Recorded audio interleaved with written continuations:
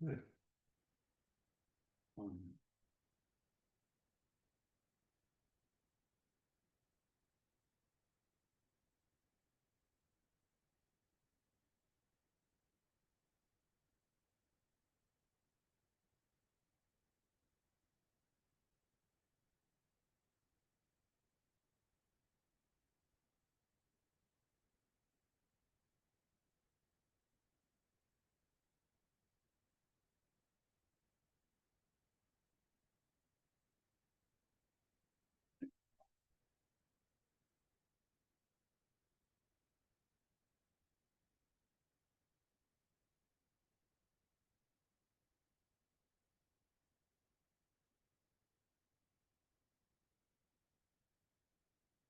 Looks good.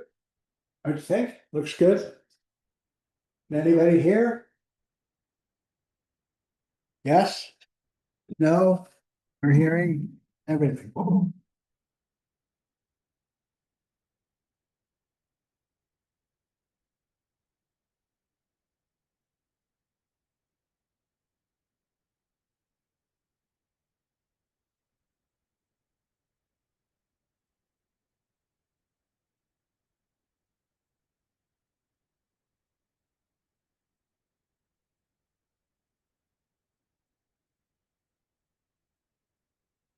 Fucking clock.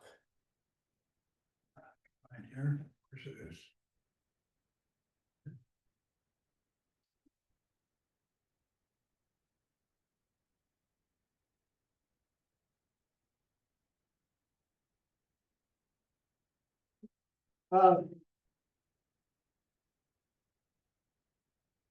Thanks for getting all this ready. Oh, yeah, Chris helped too. Yeah, he said.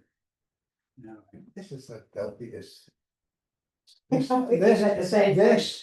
This app has to be on the top, otherwise it won't work good. It's just, that seems so silly. This app, is it an Apple app? No, this is this Osbar. Oh, okay. Nothing to do with, I gotta adjust this. Oh, it's too far away, I guess. Should go backwards a bit.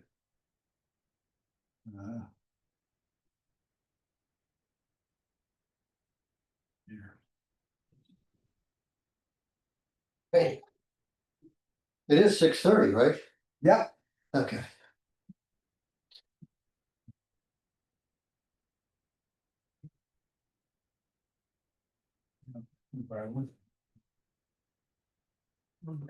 Be there. How do I set it?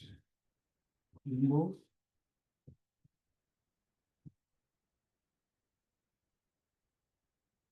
Okay. Somebody else's. That's right. No. Why get sit next to the second? John McClellan. Bob? Alright, let's go up a bit too.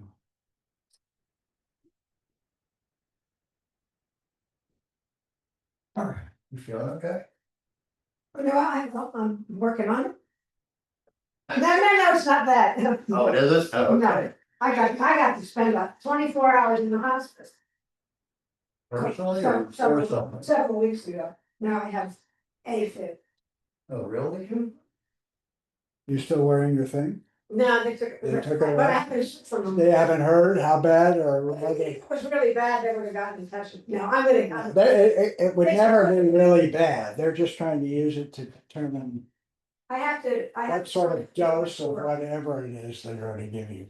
Well, I've been taking Metrocosol. Elpis, Eliquis, yeah. Carta something or other to keep my heart. Yeah, regular. I've had a conversation with your wife at a party last week and she Yeah. was telling me all about hers. Yeah. And that's good because I don't feel so bad because, it's scary. You don't feel so bad? Well, when there's something wrong with your heart, it's scary. Yeah, true. So, Okay, unfortunately now John McClellan is in the picture. Yeah. There you go. is or isn't? So what we, Zoom out. yeah, yeah, AI ought to be able to just selectively erase people from the. Doesn't it look in the top of the, I don't have it, we don't have it set for that. it's just as well. There's, you can actually make gestures. Oh, I could make a few. Okay, but, I guess just want to go to the fuzz out. I guess I should start. Blur. this meeting. Okay. Wait a minute, come in here, that little block, a little square block. I have to sign in here. That's right, you told me a lot of. You know, like, in the late seventies, Oh, God, do you remember? when I was working down in, outside of Ocean City, friends of mine, they, That when you worked at Pioneer Town or? frontier. They had a couple of bars, but, they had a big shipping, a fishing boat, and they would take people out on charter cruises and stuff like that. And they went out there and they were 4 or 6 miles off the coast, and they came across a big bale of pot that must have been dropped from the airplane. Now it's ruined because it's in the salt water, Yeah. right? No, so they took a picture. They blew it up like something probably about this big, Yeah. and it's 3 of them sitting on the back of the boat, just big mound of pot in front of them. And you whack out.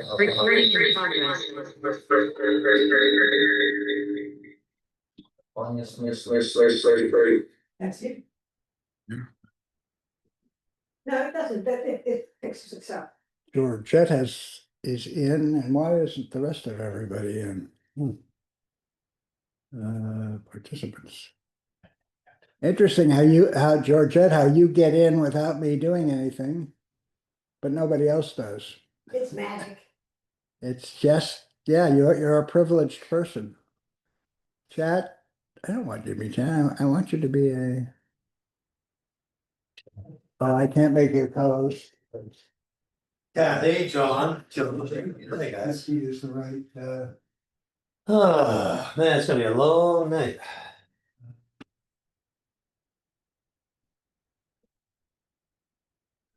So. You're gonna say your piece and walk away. No. Thank you.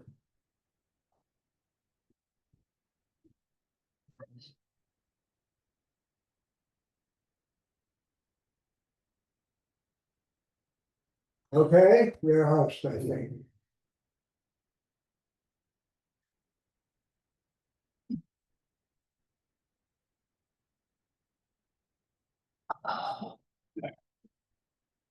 The background.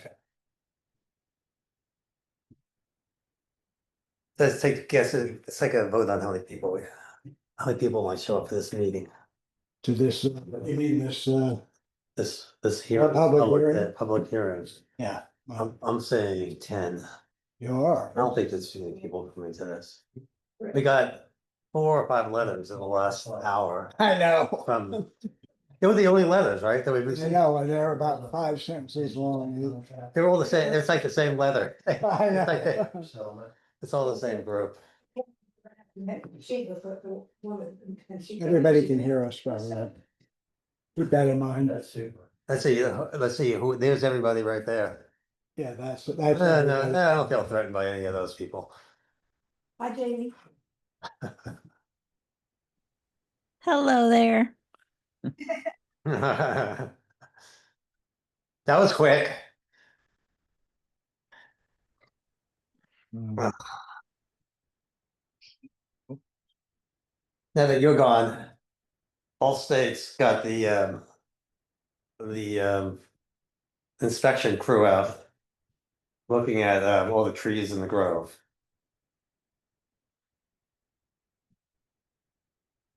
Well, just to let you know, a friend of mine told me that, yeah, Hi, thanks. so I'm, Hope you had a good time. Had a great time. Back with a so.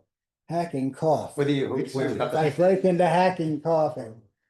Yeah. Geico, Erie Travelers, Safeco, you name it. oh, really? Ah, Oh, yeah, give me a call. we have to get a quorum of council. You gotta call me. I've been looking at my insurance for like, I've been wanting to do something for like the last couple of years. And you had your chance the last 10 years, man. What are you talking about? Huh? Oh, good. I stay with Allstate out of loyalty to you for 40 years, man. It's, you know, it's been over 40 years, Mm-hmm.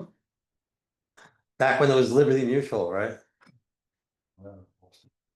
I was 43, 43. I think I was 1982. I came to your office and you were like, you don't have insurance. It lapsed. I don't understand this. No, I might, I'll check you out. I'll talk to you.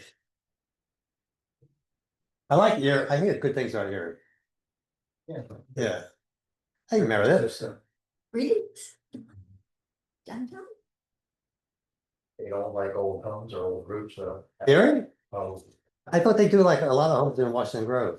Hey, Barbara. Well, my roof is new. Anymore. I have a new roof. Yeah. I have an old home though.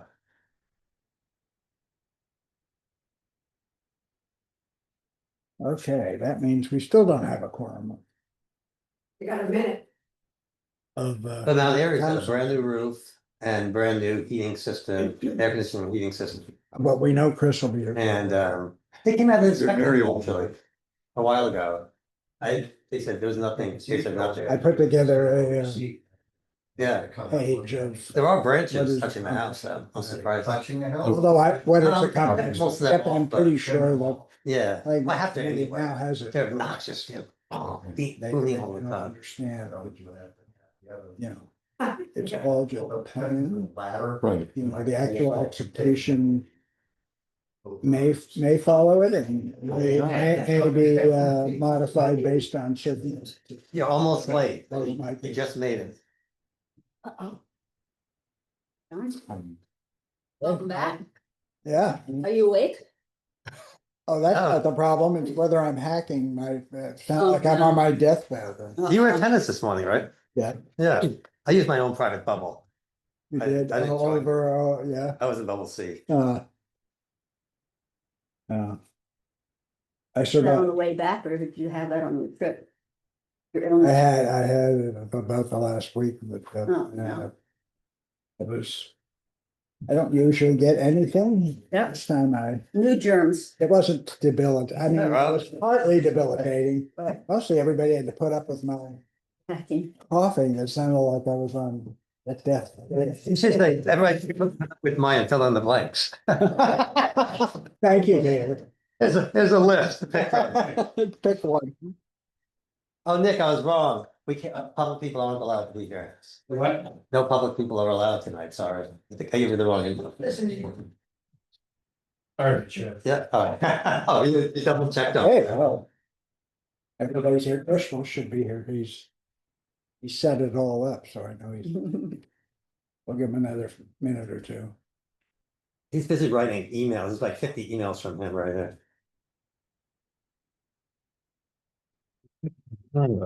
Anything we need, is he sending them out to the council or just to you? What's that? Is he just sending those emails to you or the No, council? it's not to the council. Yeah, I was complaining. It's to everybody but you. It's weird how he's. Thank you, Peter. Feeling the love. Hey. Yeah, but, we're on the council. I wasn't participating remotely. It's the duty department. It's, yeah, a little more, no, yeah. I mean, you're always the last to be. Yeah, I mean. not- Running a Usually little late, somebody heading knows. to dinner. Yeah. Don, Chris said he's running a little late. Please tell you, he's coming. Okay, right, I hope so. okay, those of you who are. I'll talk to you a little later, okay? I'm gonna call the public hearing on ordinance 2025-10. Which I have, this one does.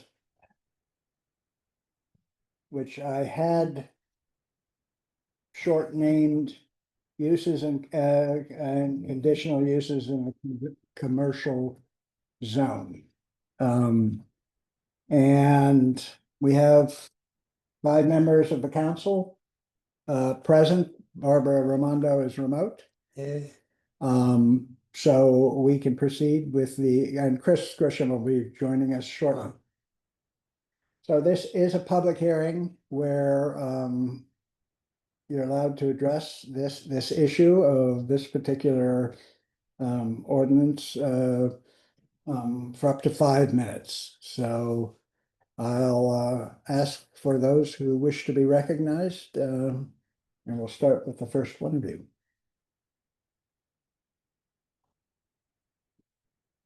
Anybody here to provide testimony on the ordinance? Wow. Can I ask questions about the ordinance or am I? Well, That's that's, just taking testimony.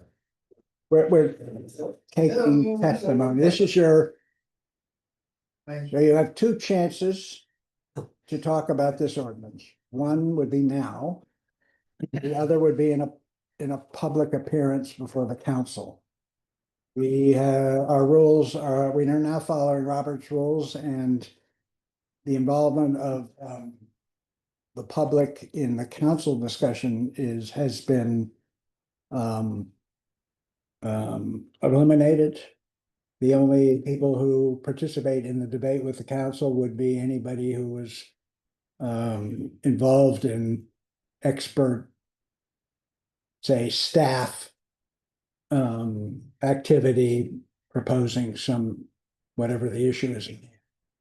So John, May I even if it's not may I back and interject? forth- That would, What, oh, sorry, I was just gonna say, even if we don't answer right away during this, if you want to present your questions to us, I think that would be helpful, and we'll try and address them when we're debating it. Yeah, look at just clarification and Yeah. things like that. Yeah. Yeah, so I mean, I would say whatever you wanted to say, and we may not respond in real time right away. Yeah. But, okay. I mean, John McClellan. okay, John, want to speak? Yeah, to do we have a definition of what a kitchen is?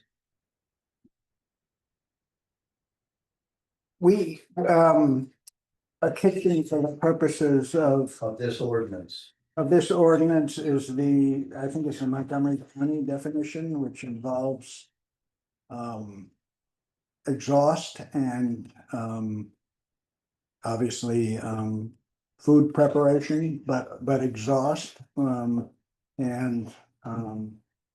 I don't know the techno, but it would be the Montgomery County. So we don't have a can I definition. make a point of order? We, under Robert's rules, we don't engage with the public Okay, we appearance. should have answered that later. That's fine. I'm sorry. You'd like to have a definition of kitchen, that noted. Okay, and then do we have it says a condition of renovation on the property, what type of renovations is the landlord purportedly stating that they're gonna do? Okay. You might not have an answer, but I'm just telling you that you're taking public opinion on passing an ordinance for changes based on a lot of what ifs. That I don't think. Okay, you can do we'll without address both of those questions. Okay.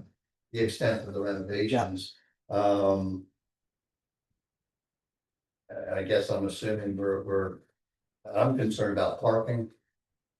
Cause I think there's a proposed 9 apartment units.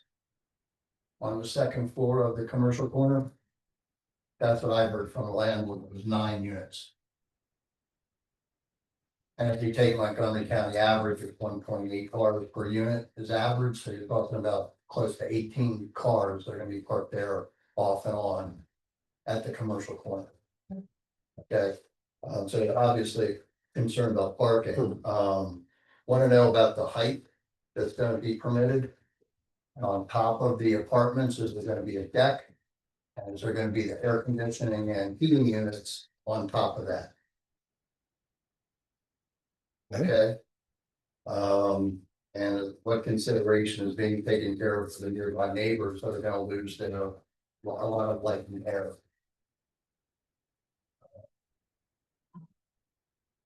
I guess other than that, without specifics, I can't go into the other things in there, other than to say, what additional steps is the town of Washington Grove gonna do for adherence for the tenant opportunity, and who's gonna take control of that with tenant affairs? Is it gonna be Montgomery County?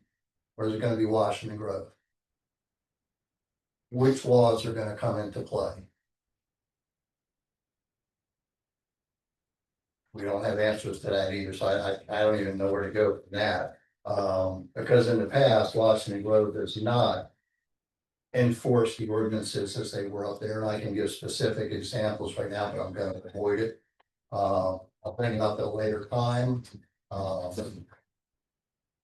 But they weren't adhered to, and the Board of Zoning Appeals even approved a permit for a business that they knew would not address a specific ordinance they had to do to approve the building, the exception, because they were afraid of a lawsuit from a Latino church more than a potential lawsuit from a white male, me.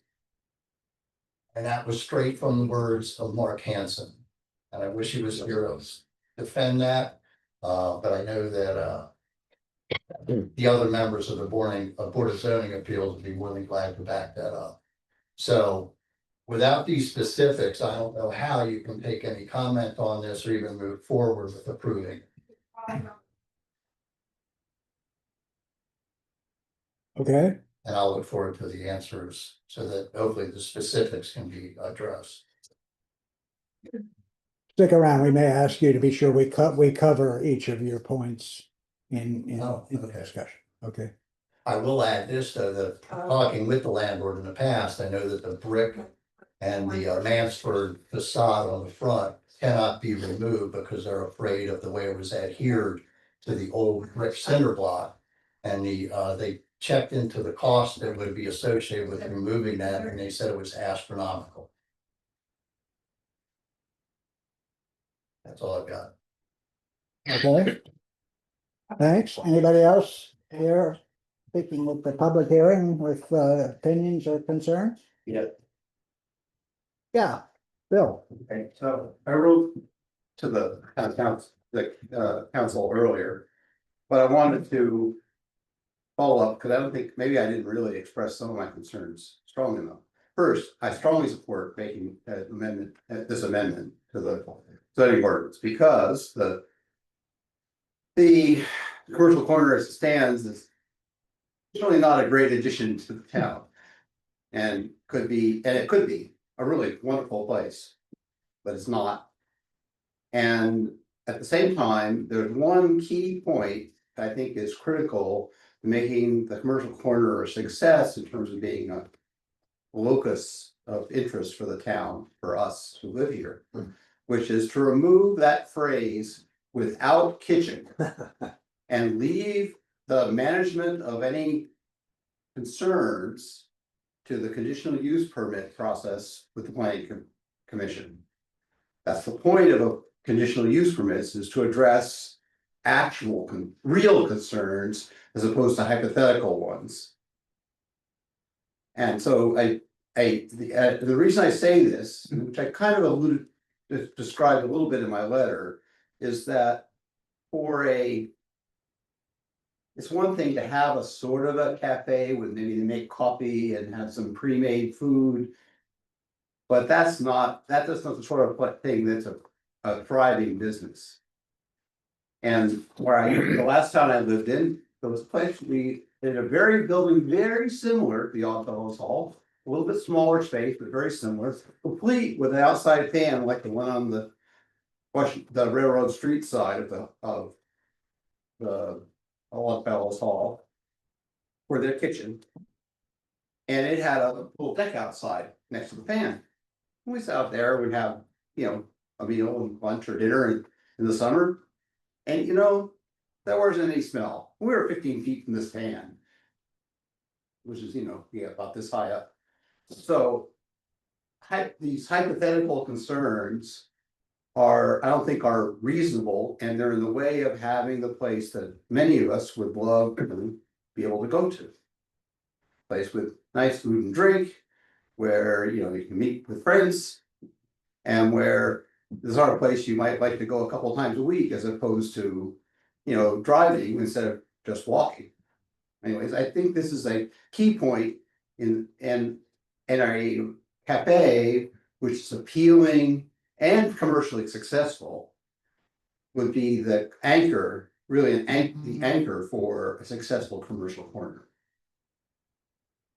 Secondly, in regard to the apartments, I've seen that preliminary sketch, and 9 apartments is ridiculously small. That's like studios, little micro, like this size. You can't have you know. There's no, you know, having 9 apartments is silly. Not, you know, where are you gonna rent them?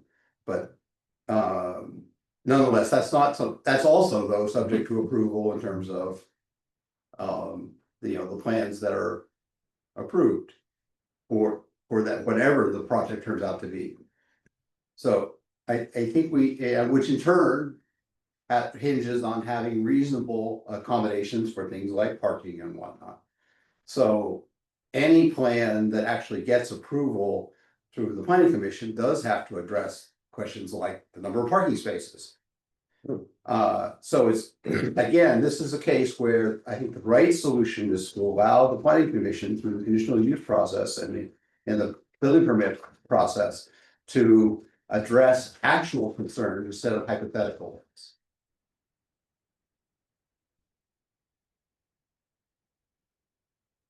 Okay. All right, thanks, Phil. Anybody else? Can I just ask one other question? No. Just throw out there that you can address later on is, this is more for the HPC because we're involved.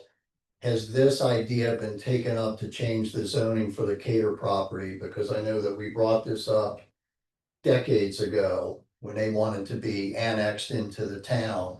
And we talked about making that a mixed use residential commercial area. No, and the it answer is no. was poo-pooed strongly. The answer is no.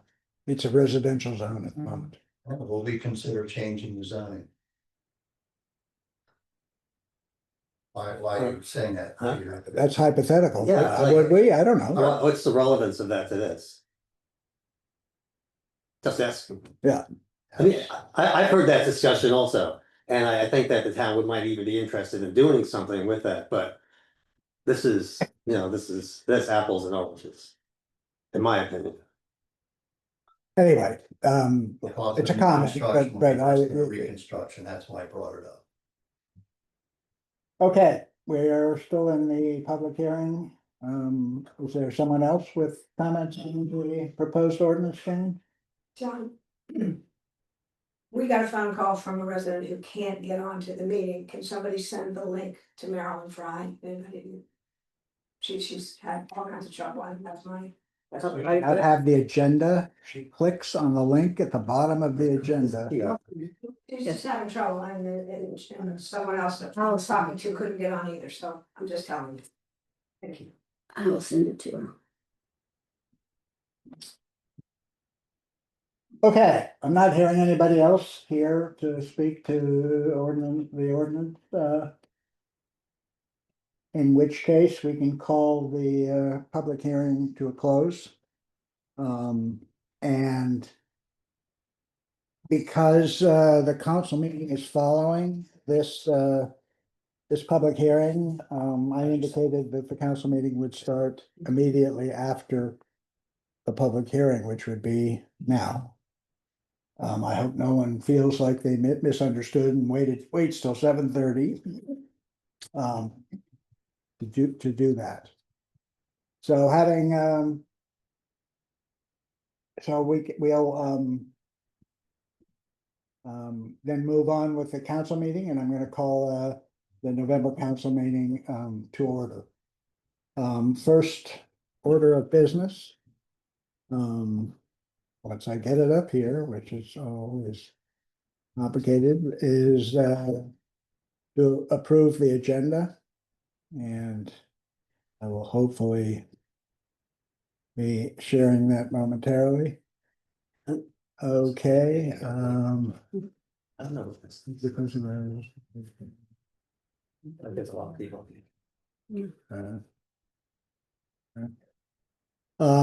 Okay, this is exactly as distributed prior to this meeting with a couple of minor changes which are highlighted in yellow. Some words were added at the bottom of the council report to better explain the point in the council report concerning a potential new crossing of the ditch behind the playground. Also, I've added another item in the mayor's announcements, mayor's report. And yes, those are the only two. So any comments to the agenda? John, this is Nancy? Jane. I think your agenda says the September treasurer's report, it's the October. We want to hear the September report. Yeah, it does. Yeah, I had too many copies of this agenda in Beijing, sorry. Things got confused. Okay, I've made that change. That's correct. Any other comment? All right, hearing no objections, this agenda is adopted. We'll then move on with approval of the minutes of the October 13th council meeting. Those minutes were distributed. Does anyone have any comments? I had one, had a similar comment from Barbara that it referred to the next meeting. This is the October minutes as being December 8th. Maybe we should have skipped this meeting, but no, it's been altered to say November 17th. Anybody have any comments about the minutes? Any objections to accepting the minutes? Hearing none, the October minutes are approved.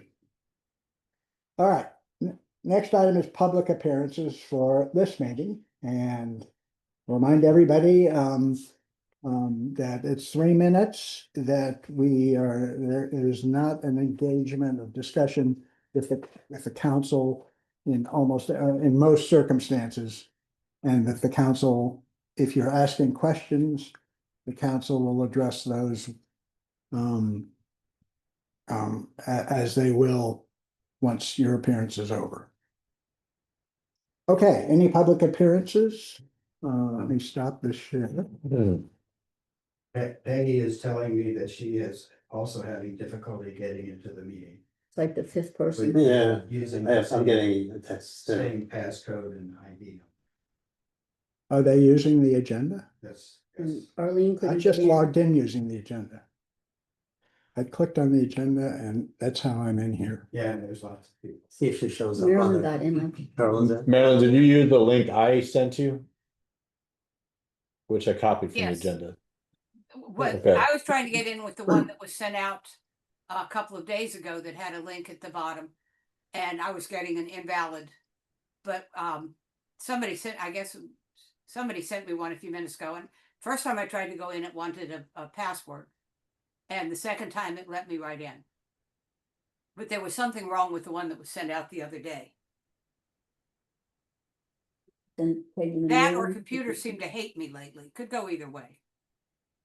If you can be more specific, just so we can try and avoid this, what do you mean the one sent out the other day? The one that the Grove alert about the special meeting, that Right. link does not work. no, it The does not link, work. the link in the bulletin does work. Okay, I didn't look at the bulletin. The Grove link doesn't work. And then I got one, Mary Warfield sent me one. First time I tried to go in on it, it wanted a password or something. So I tried again and then it let me right in.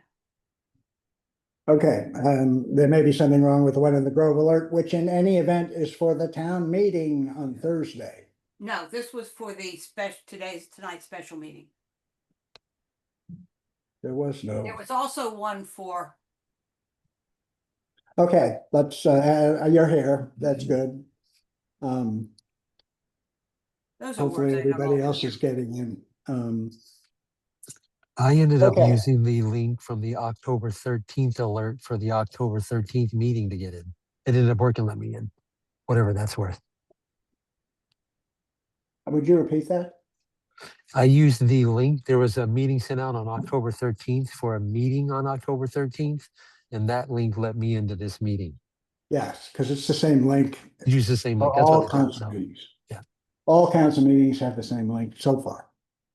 I'll make a copy of that link then and put it somewhere. Yeah, I mean, that's what you should do. Just Yeah. paste it into your notebook or whatever.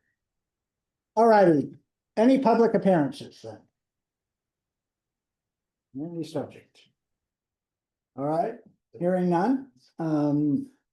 We'll move on from public appearances to the treasurer's report. We have Jean here. Let's do this right and have a motion to accept the treasurer's report first. Have a motion? Okay, A second. all right, John Porter seconded. Jean, you want to address the I took comments from last month's meeting, that were made on certain expenses and created, a bit more clarity, transparency by creating new accounts, to cover certain, expenditures that had not been specifically planned for, but fit within a certain area's overall budget. There's not much on the income other than what you see in my notes on the right-hand side. In the expenses, yep, there, John, stop. The maintenance coordinator salary, we still have Steve Wertz and Dane Clark on staff should they be needed. And they were called in July to work on their sprinkler emergency situation. And they don't always want to be paid. This time they did ask to be paid. So that's what that 1,500 is. If you scroll down, John, to the planning and zoning area, Peter had made commentary that the expenses for the sediment area cleanup should not be considered part of border identity improvements. So that is a new account. I do anticipate that will be useful going forward with the next budget cycle. This would relate to general improvements that kind of go across the entire town, not specifically in the park or the woods, that kind of thing. Or on a walkway or the roads. So that's there.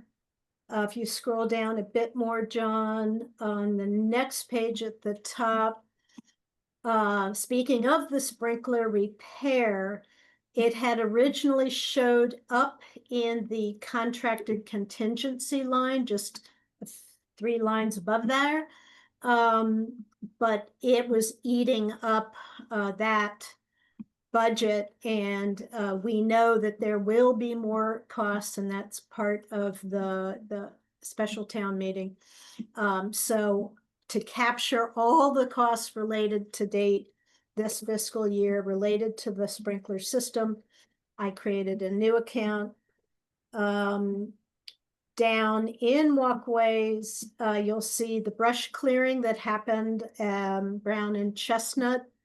That goes beyond the normal monthly payment that we make to RJ. And we have a couple contingency places.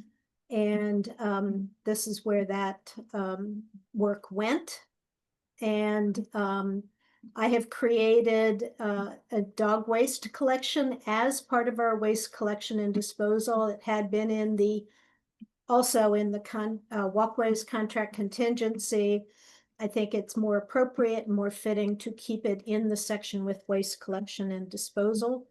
And then this will allow us to build that into the budget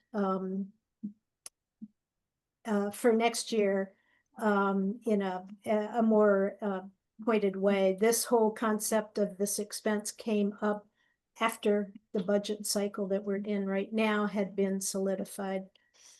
Down in the parks area, the stump carving, just as a reminder, the town said that it would match up to 5,000. The contract for the carving was 9,000. And so that was split 50-50 between the town's contribution and the donations. All the donations came in last fiscal year and so are effectively sitting in reserves. So the second and final installment to the carver was recorded against the use of reserves that you'll see a little farther down. I don't see any more that are new items since last month to point out to you all. And if there are any questions, certainly ask away.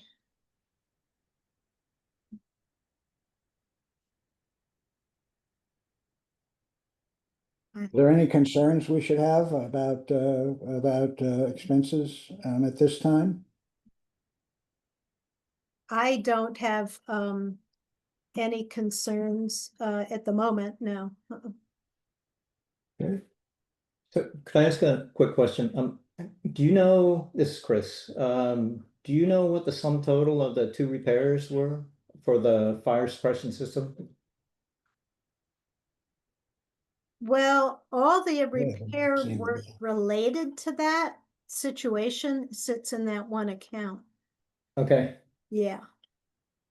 Because there was the rental of the scaffolding. yes, yeah, okay, And then we had to pay extra for Guardian. They sent people to help, so there were multiple invoices that added up to that whole amount.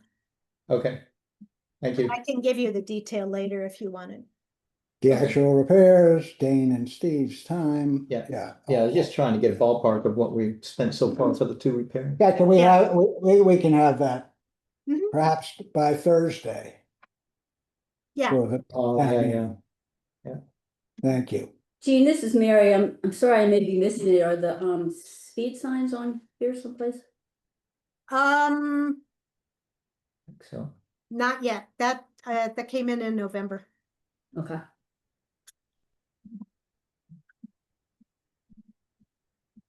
Okay, that means you can ignore the speed signs.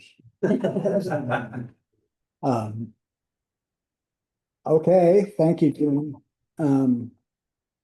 Any other discussion?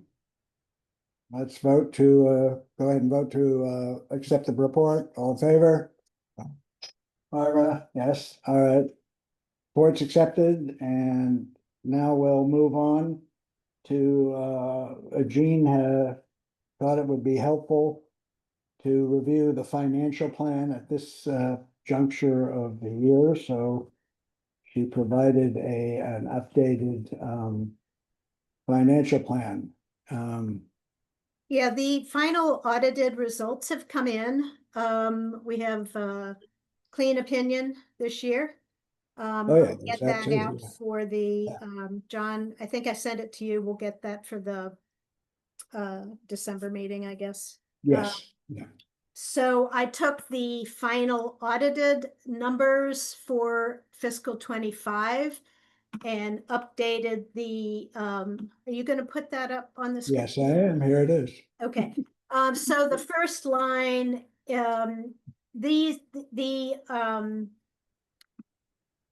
auditors consider our general fund one big pot, and we have some kind of like town designated and memorial funds that, they don't track. I track those separately. And then we have the federal money, the ARPA money. So that total of general funds that you would see in the audited financials, all of these numbers on the top row add up to that number. I then took our actual revenue and expenses through October and came up with what our fund balances are at the end of October. And then the last lines below that, if we took the approved budget and fully expended it, the numbers that are down on the lower section here are the remaining balance of the budget that has not yet been spent or income have been received. And so by doing that, that's a projection, and that's making the assumption that our approved budget plays out as it was written, which we all know does not happen. Because it's just a budget. Then the bottom line is what would be projected to be the fund balances at the end of this current fiscal year. And certain designated funds, should be expensed out during the fiscal year. And we will have spent the lion's share, hopefully, of the ARPA money. We have till the end of 2026 calendar year to fully expend it. So the projection based on the approved budget said that there would be a little bit of ARP money still remaining to be expensed between July 1st and December 31st of 2026. I thought that this was useful for the council going into the annual, or not the annual, the special town meeting to talk about the sprinkler repairs costs. Any questions about? We get a copy of that? Did I not put it into Mm, I may not have. Okay, you could. send it. Do you want me to send it to the council people? Not, well, you could, I can just dump it into the meeting folder, All right, which I had forgotten to do, so it's there now. Okay, thank you, Jean. Then the last, we have one more item under the treasurer's report, and that is the elephant in the room, the McCatherine Hall sprinkler system. And I'm gonna ask Chris to give a status report on the sprinkler system, because that is why I've called the town meeting for Thursday. Go ahead. Okay. So, thank you. So, the status report, we all know that we just recently had some repairs done about a week ago, I think, or maybe a week and a half, but the system seems to be holding. Originally, prior to the repair, the 6 leaks, we had the air compressor cycling every 3 to 4 hours. Now it looks like it's cycling every 30 hours, which is obviously a huge improvement. In the summer, to give you an example, when we originally had the 10 repairs fixed, the compressor was cycling every 2.5 to 3 days. So the system is failing. And we did get a couple bids, unofficial bids in, ranging anywhere from 105 to 150K. I'm trying to get one more to give us a better cost comparison. And this is for the special town meeting coming up, where we need to move some funds just in case there's an emergency and the system has a catastrophic failure. How many bids did you say you're getting? I'm trying to get one more. How many bids have there been? Just 2. So there'll be 3 bids. At least, yeah, that's what I'm trying to get. Okay. I've reached out to a few people and some just don't seem to want to reply or aren't interested, so.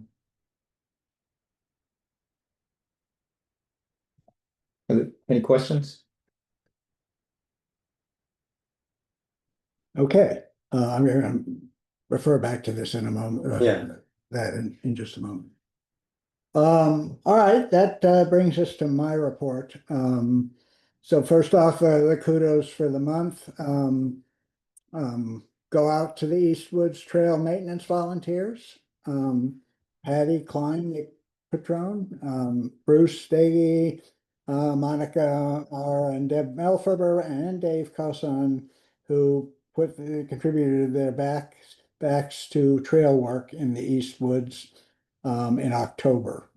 Yes, Saturday, just as an aside, there was a West Woods effort, I believe, at Whetstone Spring. Also kudos to the road cleanup volunteers. Now, I could give one of those every month, but this month's particularly notable. For October, of course, it's sponsored by the Gateway Committee, but apparently a record 16 volunteers collected 54 pounds of trash at this session. And, you know, they're doing this every month. So where's all this trash coming from? I mean, What do you mean? It's kind of different. Did you drive on those roads? yeah, I know, but it's You play McDonald's, I'm done. it's appalling, and this It is is. why the Adopt a Road program, Yeah. it has an impact, because this happens on a lot of roads, Mhm. not just the ones we're doing. Sorry. Lastly, to the Ghoulish Recreation Committee team and the many volunteers who created the elaborate and creative haunted gazebo maze this year and provided a Halloween food fest enjoyed by many kids and adults. So it was quite the effort. Also, they had to put it up twice, I apparently due to some weather issues. But certainly all credit to the rec committee and all the volunteers for moving. All right, moving on back to the virtual special town meeting, which is Wednesday at 6 p.m. and will be just virtual. Thursday. Thursday, yeah. Thursday? Yeah, Thursday. I thought Thursday and said Wednesday. I've also said 6:30 several times, so it's 6 Thursday. It's Thursday. And the purpose is for authorizing spending in the event of that the McCatherine Hall sprinkler system needs emergency replacement.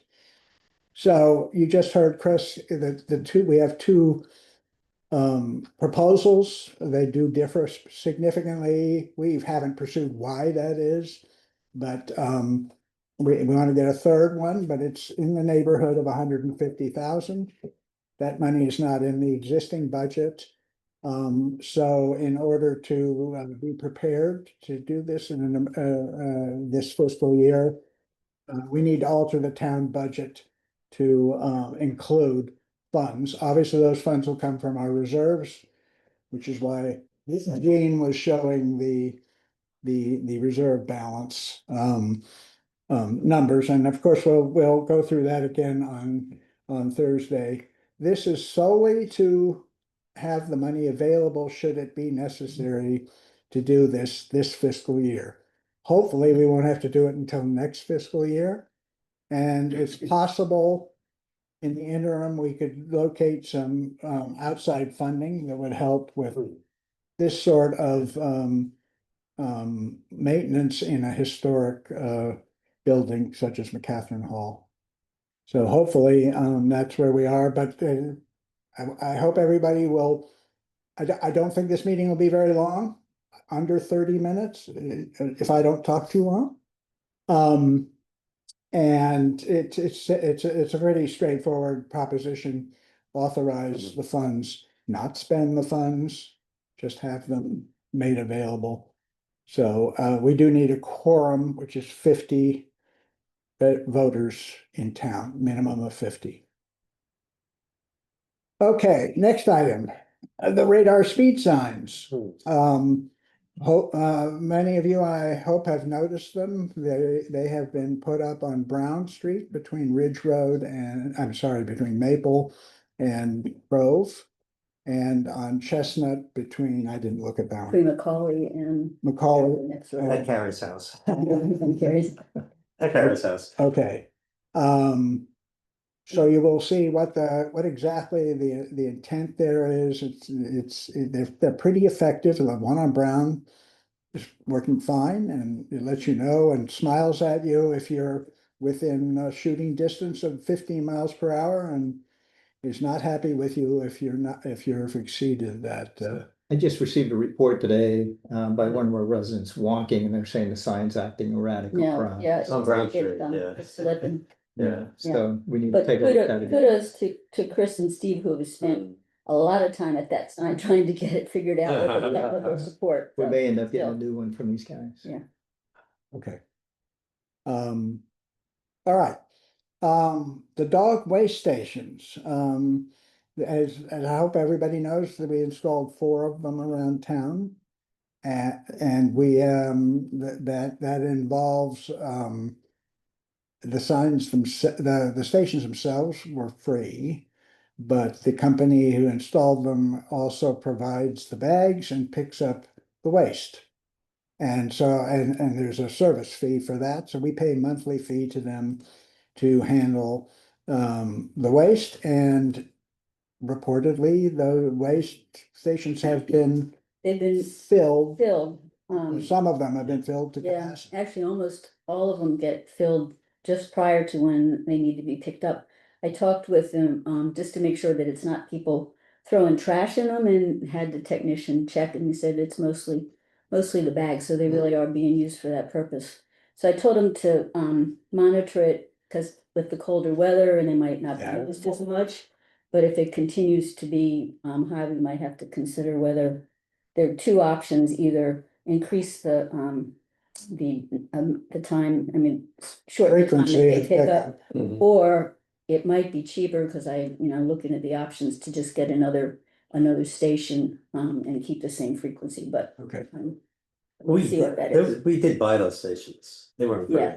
okay. But I thought you said it's free, yeah. But it's really, they used to be always, more annoying than the poop is when people pick up the poop in the bags and drop them on the side for the right, grove, tree. the grove servants to pick them up. And I have not seen one poop bag since the stations have been there. I don't know. So I think it's really working out well. Okay, I just want to make one comment about the speed signs. I have never seen something in the Grove as radical as putting the speed signs up, where I have not seen one comment on listserv. I know. I mean, it's like, never. That's what I said to Chris. I said, put them up and let the comments come. And Yeah, nothing. So, It's unbelievable. yeah.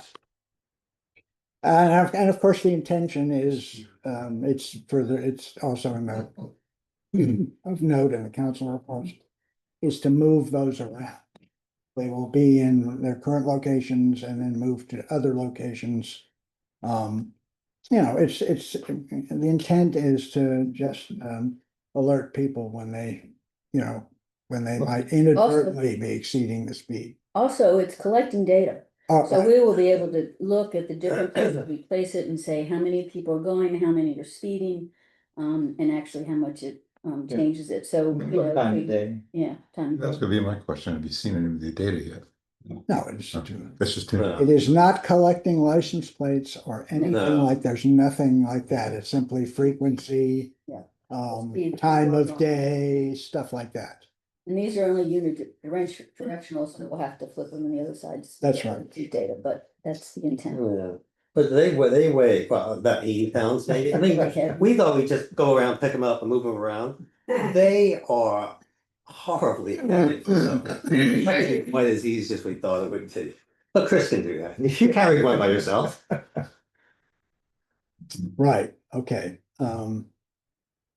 Okay, next item on my report is the Washington Grove Connector Shared Use Pathway.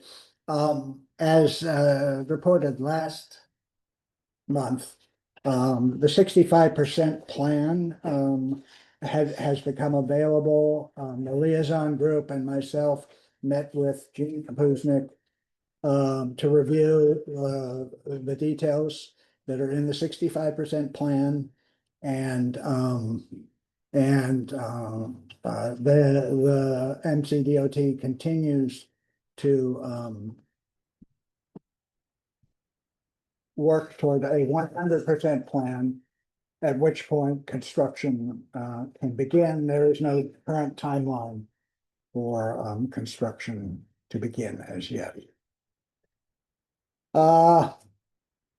Again, the swim contract is still being finalized. This is not the contract, this is the amendment, the design build amendment. Which where we agree, where we and the contractor agree specifically on the work that will be done, the design being finished now, the extent of the work and the cost. It's all but finished, I can tell you that. We've spent a lot of time with the help of the Stormwater Group Advisory Group to ensure that that the work proposed, that we fully understand the work proposed, they fully understand the work proposed, and we understand the cost. It will in fact be less than the amount that we approved when the main contract was signed.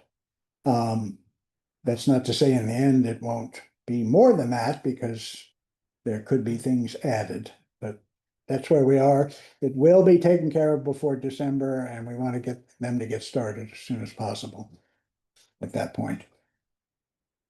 Lastly, I left something on here I shouldn't, so sorry. G is irrelevant.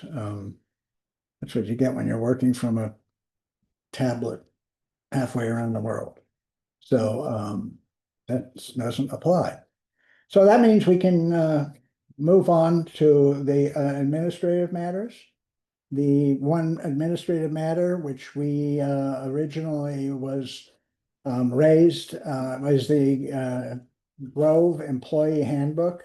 We actually haven't had a handbook per se. We've had personnel policies, but Jean has took that and revised it to actually be a handbook and to cover and consolidated several other things into it. And the council has been reviewing it, but we have not been able to discuss or approve it up until today. So we're going to resume discussion and possibly approve the handbook. So I'm gonna let Jean. Yes, Barbara. This is Barbara. I move to approve the handbook because we can't discuss it without a motion. Well, Second. I think it was already done. Okay.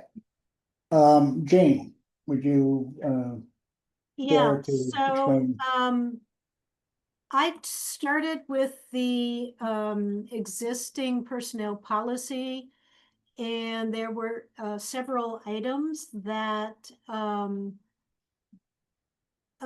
weren't in that kind of put us out of compliance with some state, federal regulations, labor regulations. And so I incorporated those and tried to trim things down as much as possible. I had access to another organization's handbook that had been fully vetted by HR professionals to be compliant. So I had kind of used that as a guide stone. And then also two areas where staff need to be communicated to about IT, use of IT resources, and should we ever have another town vehicle.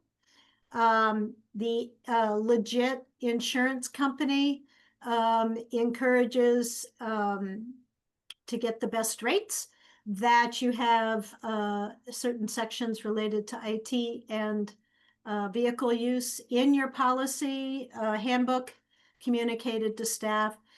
So I've incorporated those as well. Sort of at a high level, the items of Maryland or federal regulations that the old policy did not have addressed: adoption leave, flexible leave related to caring for a sick relative, deployment leave, parental leave, pregnant and or nursing employees, and accrued unpaid sick leave for FMLA. Even though we're small, We are still held to that as unpaid sick leave because we are a local government. So those got incorporated in there. Barbara, I did make note of the one edit that you suggested on page 2.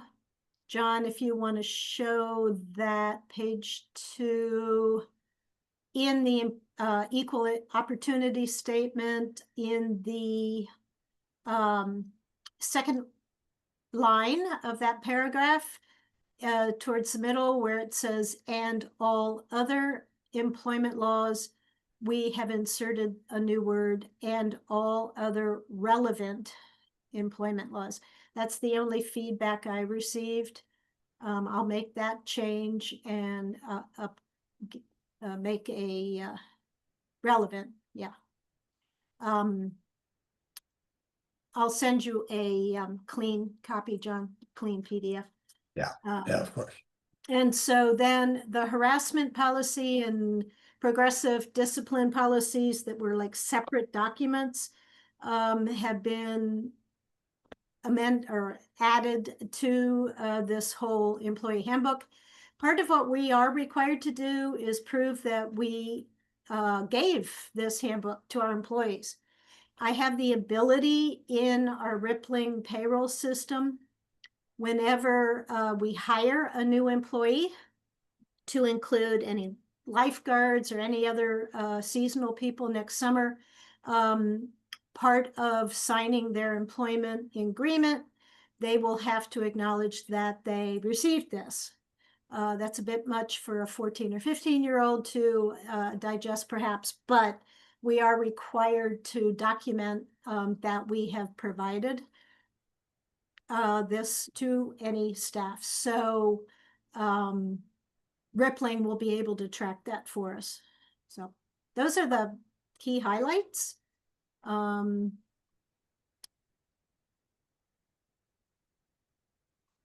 Any? Okay, might want to just remind me and the council, any material updates? No, I did not change anything that, if you go to the vacation leave chart that's up a little higher, John. Yeah. The original policy based what you earn based on hours. And so I've done my best, and Rippling really, you know, I've had to tweak it a bit to get it to comply with that. But you know, it's nothing material at all.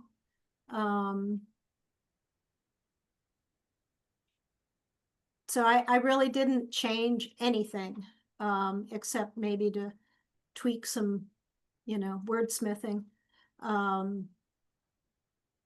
We did put in this at will concept, which is in play wherever you work. That doesn't negate having evaluations. It just is, you know, current standard, really. Excuse me.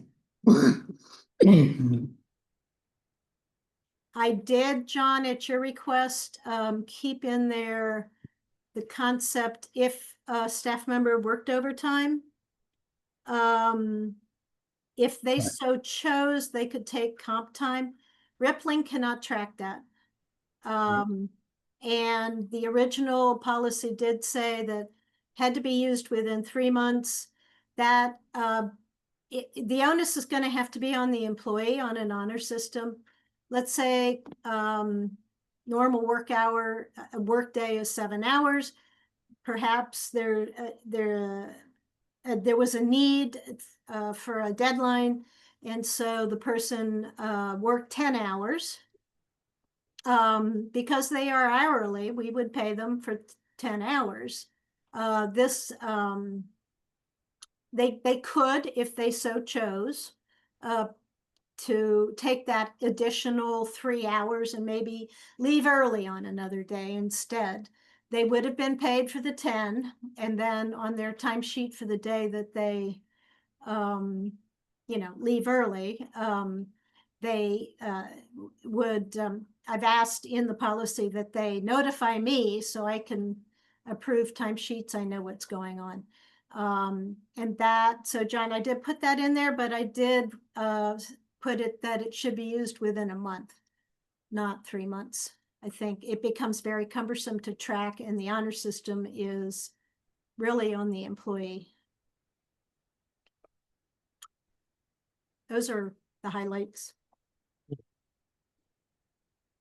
I know, Rob, you suggest having Sue Ellen look at it. We can do that. I did, yeah. I was about to ask whether we had her review it. She has not yet, in case, there were significant changes to be made based on discussion tonight. Yeah, I would propose, and I guess maybe move to defer consideration until next meeting, when we would vote on it. But let's have, between now and the December meeting, have Sue Ellen Ferguson review and give any kind of input as town attorney from a legal perspective, just to make sure that it complies with applicable law and best practices. I'd propose that you rephrase that before anybody seconds to be as soon as Sue Ellen can review it. We're working on the stormwater management. She has other things. I'm not sure I could. Yeah, prioritize it for lighting December. issues too. Yeah, exactly. Mhm. So, we can postpone action until a report from the town attorney is received. Yeah. Yeah, I would, I don't know if that's a proposed amendment to my motion. I guess I like the idea of a sort of giving her a deadline, understanding that she's busy with other things. As an attorney, I know if my clients don't give me a deadline, then things get backburnered. So Holidays are coming up too. that is true. But we've been considering this. It's been dragging on. I mean, we've been looking at this for months now, so. Right. And my response to that would be another month or two won't matter. Yeah. So rather than we need to be done with it. Okay, we need a second. A second. What are we second? No. Okay, Second. any discussion? Basically the motion is to defer adopting the handbook pending an opinion from the town attorney as soon as possible. How's that? That's fair. All in favor? Okay.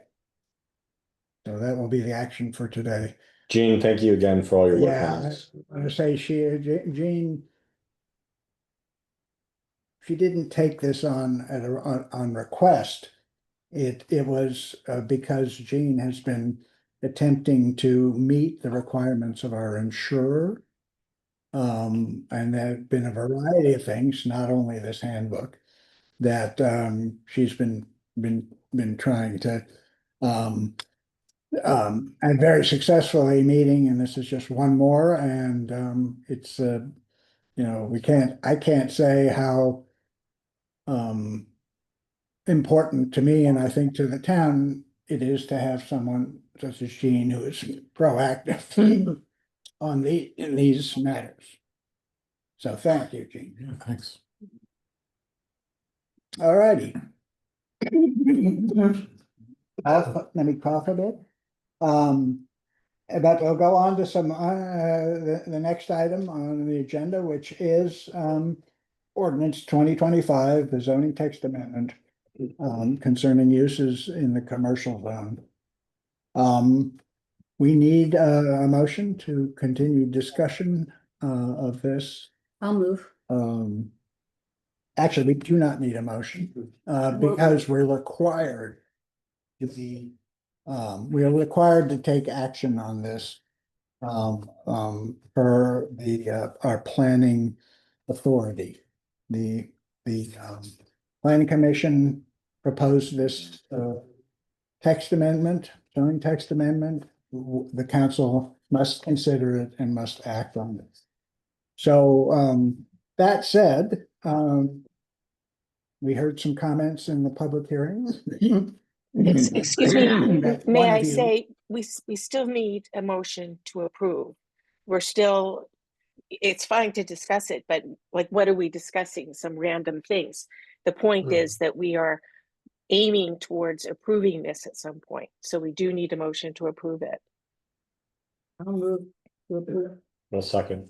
All right, all in favor? No, it's a motion. Yes, we are all done. We'll move on to Yeah, discussion. what's next? Discussion. Well, we just approved that we could get on. We did hear some comment on the proposed ordinance, and if anyone, I hope someone will address the questions that John McCullen raised, as well as perhaps what Bill Earl proposed. So I asked the same question about the kitchen. So, Before you brought this up. so my understanding is that it says in here that we say there isn't a kitchen.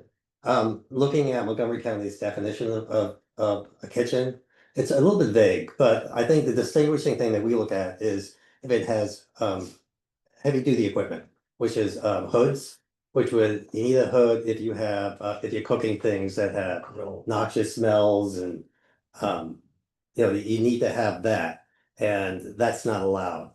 And we also, and that's why we say it's not gonna be a kitchen, we say it's prepared foods. So they're not gonna be cooking on site. And that was our understanding, and that's what And Bill that's why doesn't like about it. But, yeah. So I don't think that, I don't think, we don't use, as we say in the, you know, there is not gonna be a kitchen in there, But I agree. like a commercial kitchen.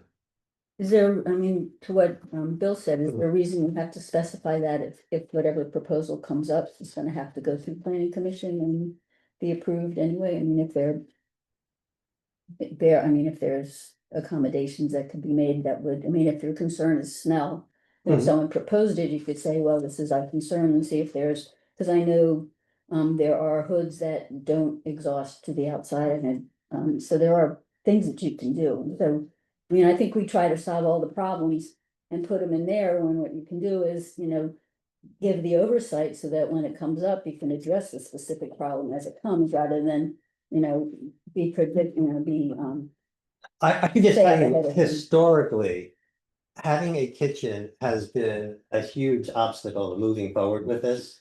And so even in the comprehensive plan, pretty sure George may correct me, but in a comprehensive plan, we also say that there's not gonna be a kitchen on site, because people are very concerned, like if you go by Hershey's, you can smell their hamburgers or whatever they have cooking. When you get within 100 yards of it. Yeah, we don't want that. We don't want noxious odors. And so you can have prepared foods. You know, technology keeps changing, and maybe there is a way around that. Maybe they'll have 3D printers where they can make food. There you go. Yeah. Well, replicators like on Star Trek. Yeah, sure. Yeah. I mean, maybe I'm being naive to think, well, when it comes up, you can discuss it, but you have enough written in here Mhm. of oversight, you know, where it's gotta go through before it gets approved, and certainly if that, you know, if what they're proposing is, you know, their concerns, then I think at that point you say, well, you can't do it. But I just feel like if you put that prescription on it, then it, you know, it really limits what some possibilities might come up in the future that we can't predict. Don't look at me. I can't give you, he's a zookeeper. John wants to, Which- he has a comment. No. No, okay. Which was kind of addressed, I think, most of what John's questions were very specific about, you know, what are you gonna do with parking? What are you gonna do about the lights that block in here? Well, when you get the proposal, if it's you know, Right. 4 stories high, we can say, well, that's gonna block it, we're not doing that, or that's too many units, so how are you gonna do parking? So I mean, I think all those things, I would hope, would be addressed as it gets reviewed, when it gets presented. Right, right. Specifically calls out in the ordinance. To approve a conditional use application, the planning commission must find that the proposed development meets, how many are there? There's five conditions. Which are applicable previous approvals on the site. All applicable conditions that must be met, satisfies requirements of the zone, use standards. And I'm getting to the relevant one, meets the intent of the development requirement, is harmonious with and will not alter the character of the surrounding neighborhood in a manner inconsistent with the plan, will not cause undue harm to the neighborhood as a result of a non-inherent adverse effect alone or the combination of an inherent and a non-inherent adverse effect in any of the following categories. The use, peaceful enjoyment, economic value, or development potentials of abutting and confronting properties. Traffic noise orders, dust, illumination, or a lack of parking. The health, safety, or welfare of neighboring residents, visitors, and employees. So basically, any adverse impact. Right. External adverse impact. Must be considered, and a conditional use be rejected if it would have such an unacceptable adverse. Granted, that's a judgment call, and we still have a Board of Zoning Appeals, which is the court of resort for any decision made by the planning commission in this case. But I think that's covered, and John asked about a variety of things about parking, and that's all covered. That concern, and you know, they're real concern. Nobody's trying to minimize them, Right. but they would be considered with an actual use was proposed. And we really don't know how many apartments, or even if they're gonna put them in yet. No, I think the drawing is referring to, It's all a while. that was a conceptual drawing. Right. It really isn't something that's gonna be built Just a on. draft. Yeah, it's, To show what we wanted to do. right, Yeah, yeah. It's more like it's allowed, they may never actually. may never happen. Be included in Right. any development plan. Yeah. So I could just like, historically, we had a strip mall. I'm sorry, we didn't want to call that, but we had a strip mall planner come and visit us like 3 or 4 years ago and talk to us about the commercial corner. And he looked at the commercial corner, the location, and basically he said, this this ain't happening. Yeah, this and so the problem is that before we actually contacted Bell Properties, I don't know, but I could say it's probably as long as I've been here, we had no relationship at all with Bell Properties. And one of the problems was that we had totally locked that, as you all know, we locked them into the inability to put anything profitable in that location. And as a result, they couldn't put more money into it. And Right. so, you know, we saw this as a win-win-win to everybody.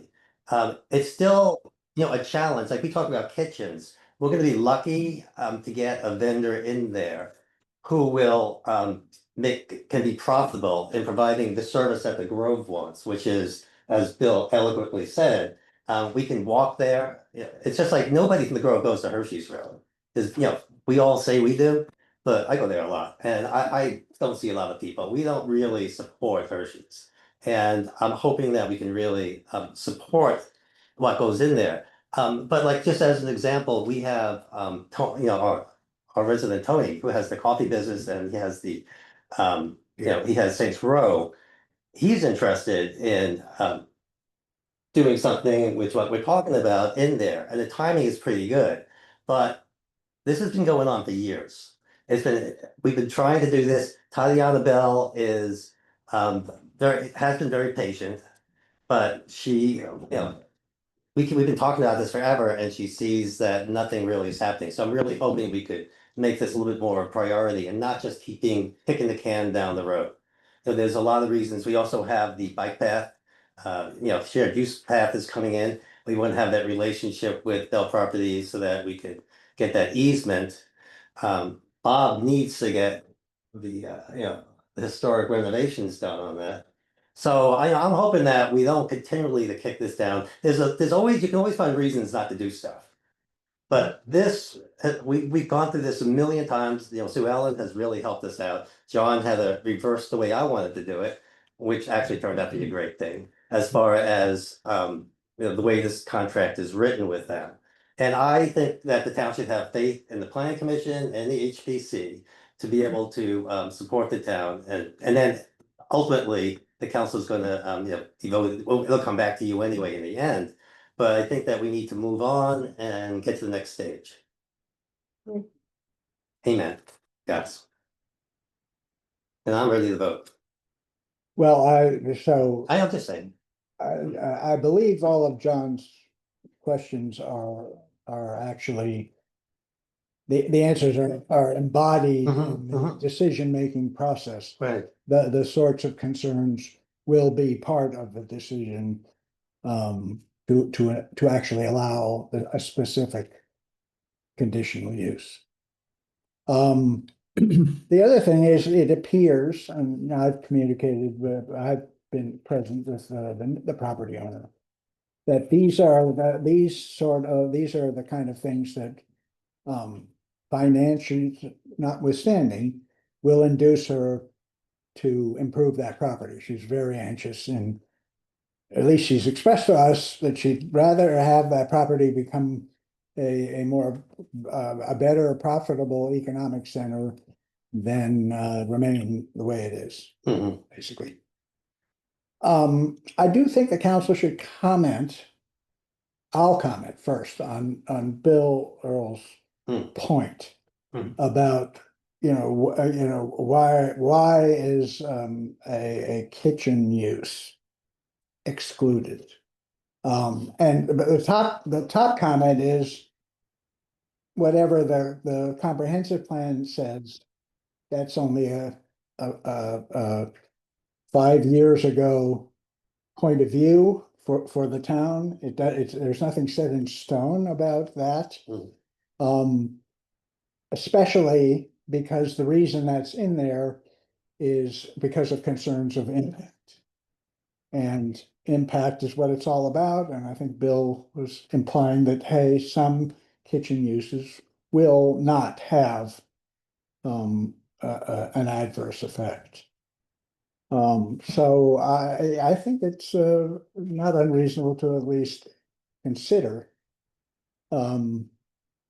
relieving the restriction on kitchen requirement. I'm asking opinion on that. My read of the way that the proposed ordinance is actually drafted doesn't actually prohibit uses with kitchens. All it does is specifically permit preparation of food without kitchens. So I think under the current ordinance, if someone points out contrary language, maybe I'm overlooking it, but I was reading it in light of Bill's comment, and I didn't see a prohibition there.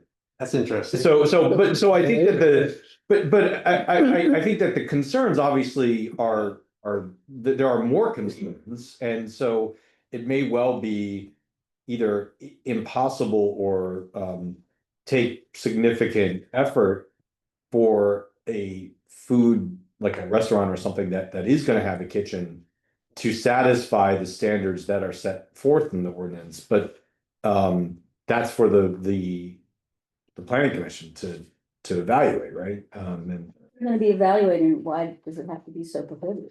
I mean, regardless of that, what. I mean, it's not. That's what I'm saying. I don't think that it prohibits anything. All it says is that I think it says specifically that residential uses and prepared food without kitchen are permitted so long as the rest is satisfied. But I mean, maybe one can argue by implication, everything else, nothing else is.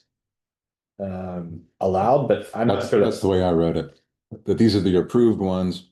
Yeah, Yeah, but that, I don't, that's not how I ordinarily would read it. I mean, I mean, there are some. Interpretive standards, canons of statutory interpretation that where you could say, yes, the inclusion of something indicates the exclusion of others, but. Doesn't that make it more complicated though? I mean, But Same thing, yeah. I think, I'm gonna now quote part of this ordinance, which I think doesn't support what you just said. In under 8.2, which is right up at the top of this thing, no building, structure, or land may be used, no building or structure may be erected structurally or enlarged or maintained except for one of the, or more of the following uses. And then it lists So it's. those: government offices, professional offices, financial or banking offices, business services, personal services, special retail sales, mix of commercial and residential as conditional use, prepared food services without kitchen as a conditional use, Yeah. charitable, religious, or educational institution. That excludes a use in using a kitchen. Yeah. That's the same way our existing ordinance operates. Now, it does include a lot more things than our current right. ordinance, a lot. Right. I mean, almost everything else, but. So what could be done is that you could add, under the conditional use, we could remove the without kitchen and just use the approval process to ensure that the impact, because I earlier read you the concerns that should be considered and checked off before approving one of these things. So maybe it can be, maybe a proposal can, and maybe it might not be approved. It would have to depend. I mean, I'll give you, I'll make another point. If they're gonna have residential, they're gonna have kitchens. All right, granted, it's not a commercial operation, But they're gonna have vents outside. but they're gonna vent outside. Yeah. So perhaps the defining issue really is impact. I mean, a commercial outfit will have a fan, it might make too much noise. And the nearest properties, Applebee or whoever, I forgot the other one, might be impacted, which would be strike 1, 2, and 3 right there. On the other hand, it may not make noise, in which case the other issues, no smell, no noise, no undue parking, I think he's made an excellent point that we may be tying, hamstringing the whole operation. I'll move to amend the ordinance then to eliminate the qualifier without kitchen in reference to the prepared food services uses. All right, any further discussion on that? Well, how does that impact the progress, the Wait a process? minute, wait a minute, did we have a Okay. second to Rob's motion? Yes. Yeah. We did, Jim. Yeah. Okay, So how would that? Has no impact. The council can approve this ordinance with amendment. All right. I mean, I my dream would be to have the kitchen, but yeah, I've been inside this thing, since day one, and we could not get this. We couldn't even get this into the comprehensive plan without. And they didn't even want it. They didn't want anything in there because of the old 7-Eleven. So I really appreciate we have new people here. The enthusiasm is tremendous, and to me, it's exciting that the council. But I told Bill we would never do this, so you're making it look good. Well, I think the important, another important aspect is that written into this are the criteria that the planning commission is expected to follow. Exactly. Therefore, Yeah. they will be able to evaluate Right. whether or not any proposal, kitchen or not, Mhm. meets the criteria. Yeah. Okay, And- I and, love You know, any fears about a kitchen it. Years, will yeah. become not fears, but actual proposals and Right, can be right. evaluated. right. Mhm. Good. And that's what was the comprehensive plans issues where it didn't have a list of Right, only if it doesn't do any of the following. right. Any other discussion? I just think, John, I appreciate your Couldn't that be done comments. under a special exception? Versus overriding it, because now you change the ordinance dramatically without getting public opinion or comment, and you're gonna make a. Well, And under the other provision, if you left it the way it was, you could go under the special John, you exception. made your point. That's it. I'm sorry. The point is that this is a material change and perhaps we shouldn't adopt this today. But as we and we often do, allow some time for public comment on the revised, if you will. That's why I was asking you about the process, so now. Yeah. So now we're pushing it back another month. Well, but this is a pretty significant. Significant, yeah, and I think that I Bell mean, Properties- meaningful. I won't call it significant. It's No, I think meaning- Bell it's Properties will be meaningful. very happy with this. Could the council vote on the amendment, and if it passes? Yeah. Then I agree, I think John's point is a good Yeah, one, I think okay. it's fair from Okay. a process standpoint, let's see what the town thinks before we vote on the final bill. Okay, we just talked about process. All in favor of the amendment of removing the qualifier without kitchen from use? Barbara? Okay, that's, Yeah. all right, want to make a proposal then to defer? Yeah, I guess I move to defer the ordinance as amended to next month to allow for public comment on the amended ordinance. Right, and consequently, the quote, public hearing record would remain open to accept additional comment until December 8th, the December meeting. Yeah, seems fair. Okay. Great. We get a second? on Or that? did, Any discussion? All in favor? Okay, great. Well, John, you didn't ask if there were any opposed. I'm opposed. Oh, I'm sorry. No. You didn't speak opposed, so I'm sorry. I just see you're opposed. Okay. All right, it's 5-1. Move forward. HPC made a very minor suggestion on it, that we were. That's true. That can happen at the next. Yeah, no, it was very minor. It was, and what did I do with it? Those two changes? I put it somewhere. I do. The two changes? Yeah. No, it was a very, But good ones. the HPC had two comments. One is they thought that we had dropped the word not, but in fact, it was a different version that the word not, that was not an issue, but remind me what the other one was because. Elevation. All floor plans and elevations. Elevations. Oh, yes, the HPC would like to reword the requirement for submitting a development plan. Where it gives what's required in that submission to make it clear that it currently reads floor plan.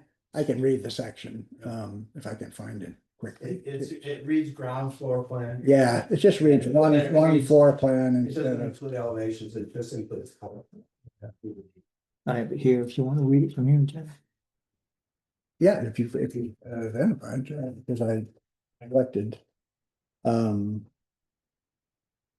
Oh, that's the one with the knot. That was in it in the first place. Okay. The one where now, the one we are talking about is that, its application requirements are footprints.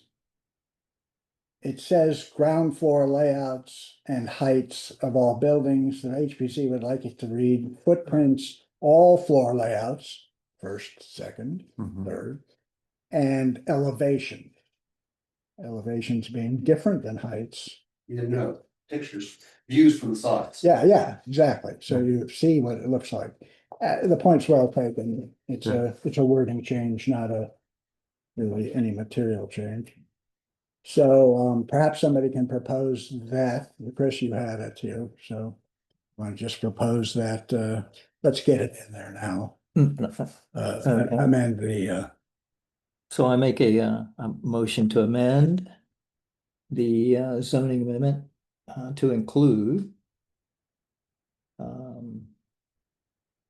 where is that? To include under section 8.2.1.2 application requirements. To change the wording to read footprints, all floor layouts, and elevations of all buildings and structures. Second. You miss second? there's no second. Yeah, For a year now. any further discussion on that wording change? All in favor of the amendment? All right. All right, that's 6-0. Yay. All right. Thank you, Bob, for reminding me. I have them in yellow on this. I just, nope, the yellow. All right, so we'll need to publish the amended ordinance. Which probably should be done as soon as possible, rather than wait for a bulletin or something like that. Okay, that takes us to the next item of business, which is the Playhound Comprehensive Plan. I make a motion to adopt police Playground Second, comprehensive plan. Comprehension. Oh, I'll second it so we can discuss it. okay, now specifically, that is the draft that was received by us yesterday at about 4 or about 5 o'clock. As opposed to the previous draft, which was back in October. Correct? Okay. So it's been moved to approve that and Adopt, right? adopt that. And I guess it's appropriate. John Porter asked me to he felt that that a better understanding of what a comprehensive plan would have been helpful from the get-go, but even at this point, it might be helpful. And as soon as I find my comment wherever I put it,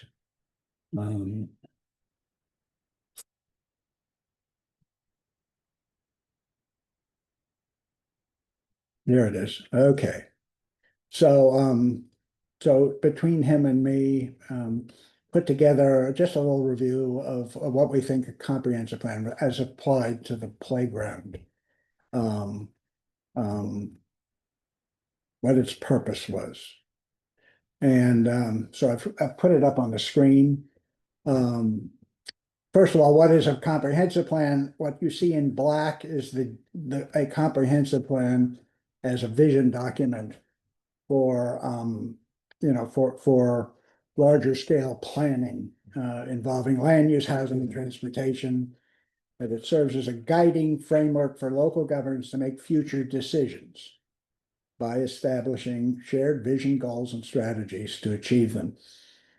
So in my view, applying that to the playground, a comprehensive plan would be a vision and a goals document that provides a framework for future decisions that includes key elements needed to create a safe, engaging, and inclusive play space. And I think that's what the playground work group finally arrived at after a little bit of consideration. And just to make it clear, it's helpful to know what the comprehensive plan is not. It's not a final consensus. It's a tool to engage the community and establish a shared vision. It won't necessarily satisfy everyone's individual goals or visions perfectly. It's not a short-term or immediate action plan. It's a longer range vision. And it's not a legally binding document. Everybody now should understand that. It's a guiding document. For the vision to be implemented, local implementation actions are necessary. So in the case of a government like the county, they would have to rezone and create new regulations. In this case, the council would have to implement by action purchases, installations, etc. So emphasizing that it's not an action document. Okay, that's all I want to say. Hopefully it's helpful. Before moving forward, since we have a new version on the table, the Playground Work Group would like to speak to that version, and I will hopefully be able to put up their slides they provided. Always iffy.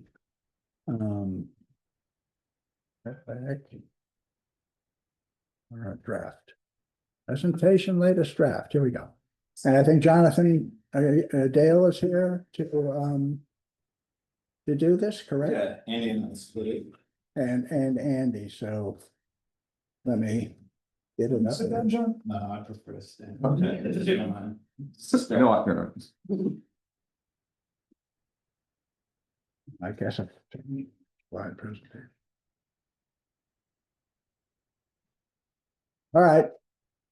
Well, thanks for having us and letting us speak here. So we did want to, so we've had substantial conversations, obviously, in the past month with public comment being open, and we've also had some input from counselors as well. So we wanted to give an update on where we're at, what's changed kind of in the past month. So we want to do a quick recap, very quick. We want to talk for 5-7 minutes maybe. Here's the outline. So the background.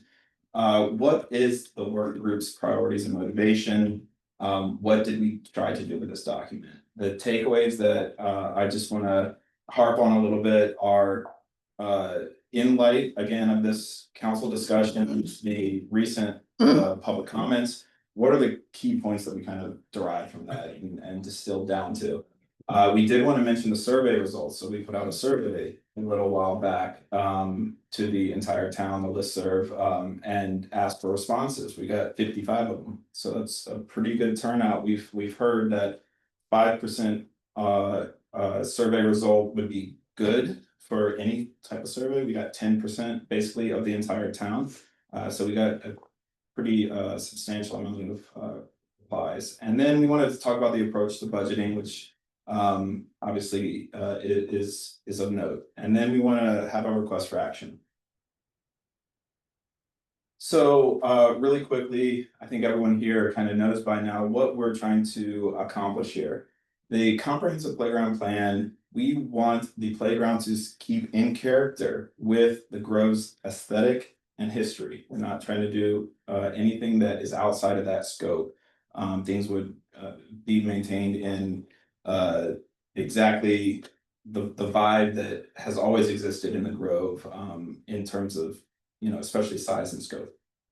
It incorporates the natural aspects of the landscape. Obviously, Washington Grove is very proud of the forests and our natural areas. We don't want to do anything to go outside of that range as well.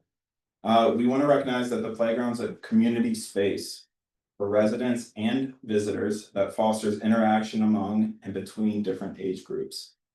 We want to create opportunities for safe, inclusive, and accessible play and exercise, and it supports the residents' physical and mental health. So again, I wanted to mention kind of what we distilled down from all the comments that we've gotten. So we have some key points here. On the next slide, I'll talk about the work group, what we have prioritized, which is transparency, inclusiveness, and especially here, collaboration. The comprehensive plan does not recommend expansion of the current footprint of the playground. There were 1 or 2 comments that seemed to imply that we would move some, take over extra land or move into the nursery area or anything like that. We're not going to go anywhere beyond where there's currently equipment. And then finally, we wanted to discuss the budget request, which Andy will talk about at the end. Annually, we just as any committee would request a budget.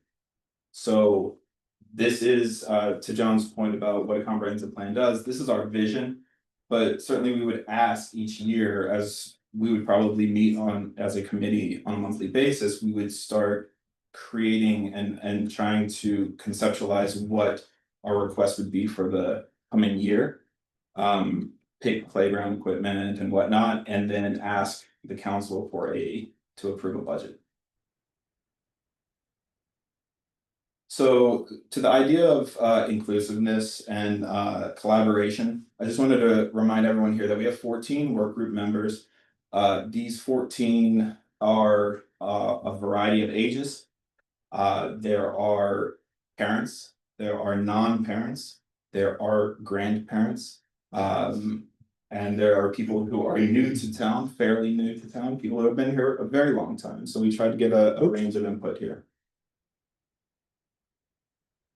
Oscar is our fearless leader, which is why he's. Sorry? Yeah, Oscar has a little asterisk. We want to make Yeah, sure we right. recognize his. I thought he was just sort of Yeah, that's what I thought. Yeah. Andy's mentioned we're the triumvirate here. Yeah, you can go to the next slide.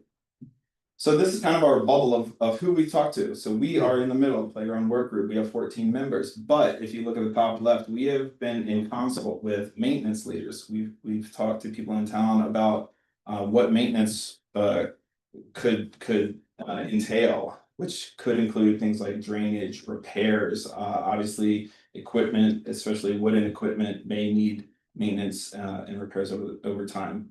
We're certainly in consult with them, and we will be as a committee as we talk through in our meetings about what needs repairs. We've had outreach to council members. We've talked to the forestry and beautification representatives, which we hope to be in consult with them a lot about including more trees, more pollinating plants and things like that. And they are on board. I think they really like where we're at with our plan.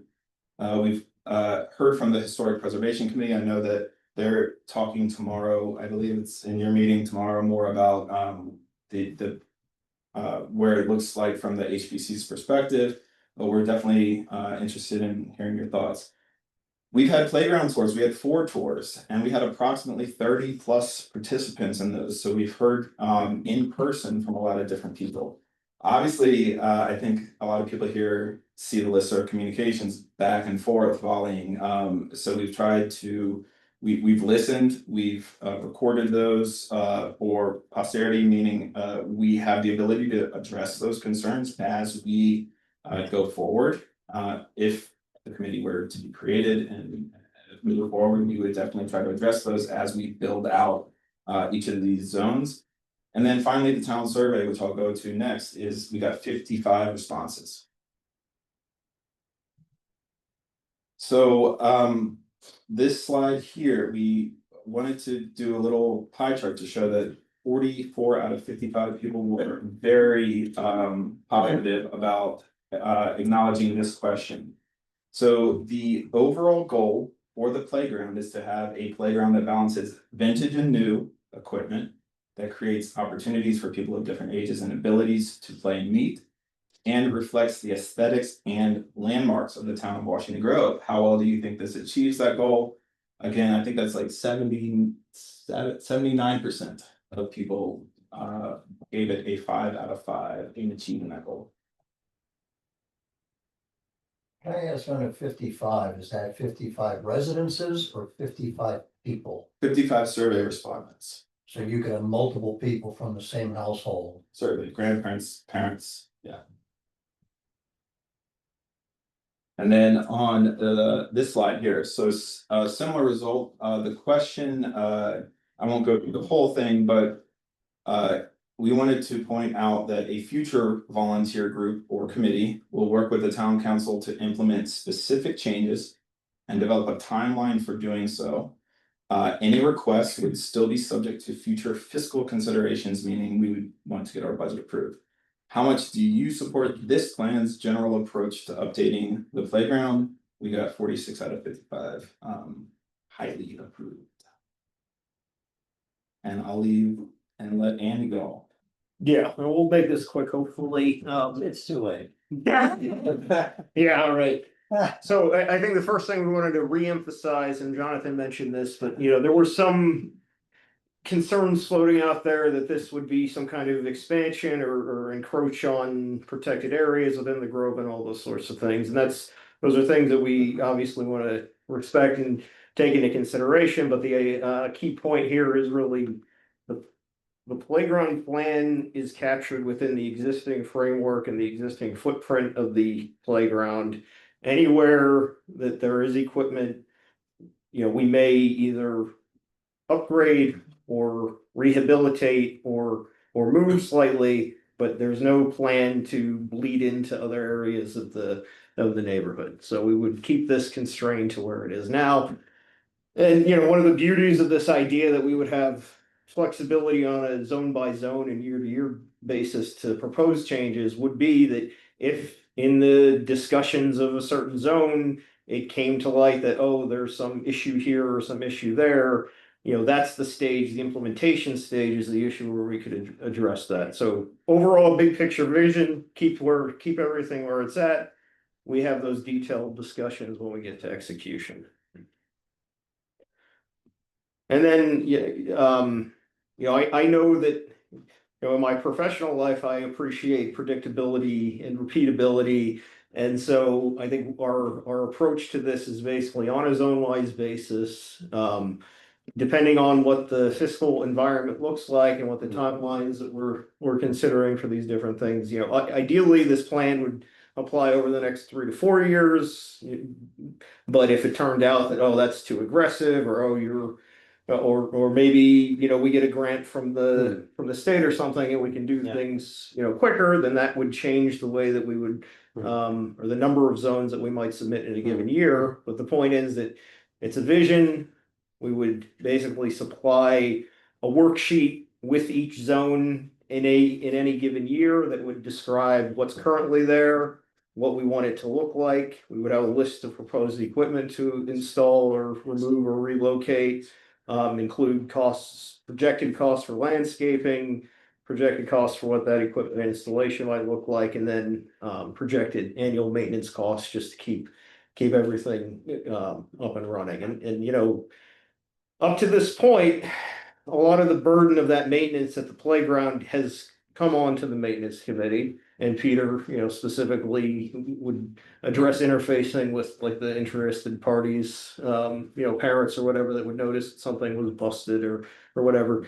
I think, by virtue of, creating a town organization that is responsible for upkeep and care of the playground, that really focuses a group of volunteers on keeping this thing up and running for the benefit of others. And I really like to draw this kind of parallel between what the playground would do for the playground versus what the lake committee does for the lake, right? So like they're on top of the upkeep, they organize volunteer efforts to keep things cleaned up. They, make changes as they need to, and that's really kind of the philosophy and the approach that we would like to take with this. So I think as you sure are aware, we have been, working as a work group for the last, basically our first meeting was in January. We've been meeting regularly since then. We've, and since Jonathan highlighted these large bubble of interactions among different groups, we've gotten your feedback both at town council meetings and then offline. And, our desire at this point is to just, have this plan approved, let us move forward, let us start building out our funding request, let us have this in our back pocket when we make our grant proposals to the state. Like we have something cooking right now that we'd really like to move forward with. And we want to start putting together a charter for what the committee would look like. And then obviously that charter would come to the council for review and approval before anything formal. I mean, we know there's a process for that, so we want to make sure that we're not prepared to move forward with that until we get the okay from the town that, okay, we agree with your vision, we agree with this, we can adopt this as our own, and then, you know, we're invested in making this, working towards this as a reality. So, we have a group of really excited and enthusiastic volunteers right now. It's been such a long process, and it's hard to keep people engaged given how busy things are. So if we can keep the ball rolling and keep the momentum, we would be really appreciative of that. So I think that's our sales pitch. Oh. Okay, well, that was an excellent sort of summary of the work that the playground work. I can't imagine that they could have done anything more.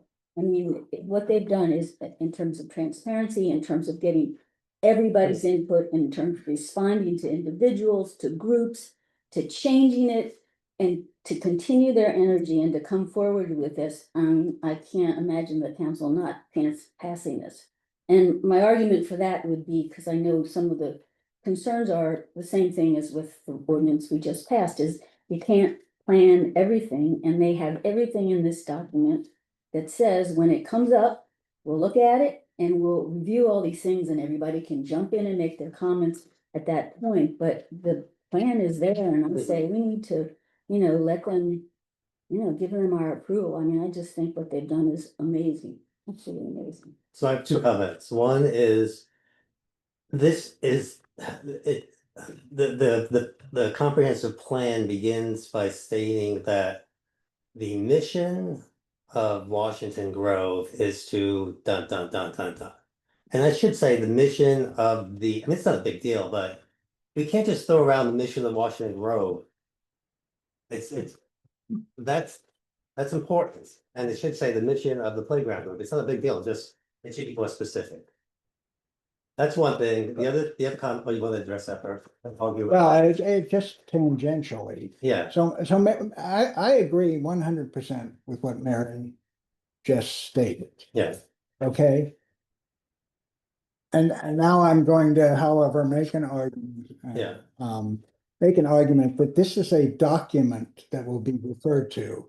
And 95% of the supportive comments, maybe 100%, not quite 100%, were in favor of the plan's vision. Right. Okay, that's not to say that the document itself is expressed to everybody's satisfaction. Certainly, I think it could be improved in a number of respects. You've just mentioned one, that you felt that the lead-off statement, you know, could be improved. Frankly, it's the first time I've taken a close look at it. I looked at all the zones proposals, looked at any changes that are made, because I looked at it thoroughly previously. The vision is intact. Okay, that said, I think there are some language and issues that I think the council should consider to improve the plan for its purpose moving forward. So, you know, if we were to accomplish this plan in 2 years with all these people remaining involved, then the plan will be almost not irrelevant. It'll be historically relevant, but it won't be needed as a guidance document. Right. But normally guidance documents, you know, are intended so that the next, you know, 5 new people start to get involved. They have something to work with as to what to do. And my feeling is that this is the first time the council has had a chance to look at the wording. And remember, I started this by saying the vision and the expression of the vision, in my opinion, is extremely good now. How is this the first time? I mean, that document has been out there for months. The words have been out there for months. I mean, well, it's been changed successfully. Substantially? The council any comprehensive plan, even the ones at the level, at the level of the county, get subject to the legislative review in the end. And while staff, and I don't mean to demean anybody, but the playground work group has created the plan, the staff plan. Now you guys need to decide, does it fulfill your expectations for the plan? This isn't a criticism, and I'm not sure why there's any consternation about taking a look at it. Because I just feel like we've had so much time, and I mean, I'm just looking at from their perspective, where is our acceptance of what they've done? I mean, they've done everything, and I don't But understand why accepting just everything is not the talking same. about smithing. So if I may, right? So we talk about wordsmithing and so until today, this document was not ours to edit, right? We've adopted the document now. It's within council. It's within our purviews to work as a council to, and if, as you may put it, wordsmith, but there are sections in this document that Are brand new in this No. sense. no, that but haven't been comments from have the been beginning. made to the playground working group. And although there has been changes done to the document, there are still concerns. For example, For example.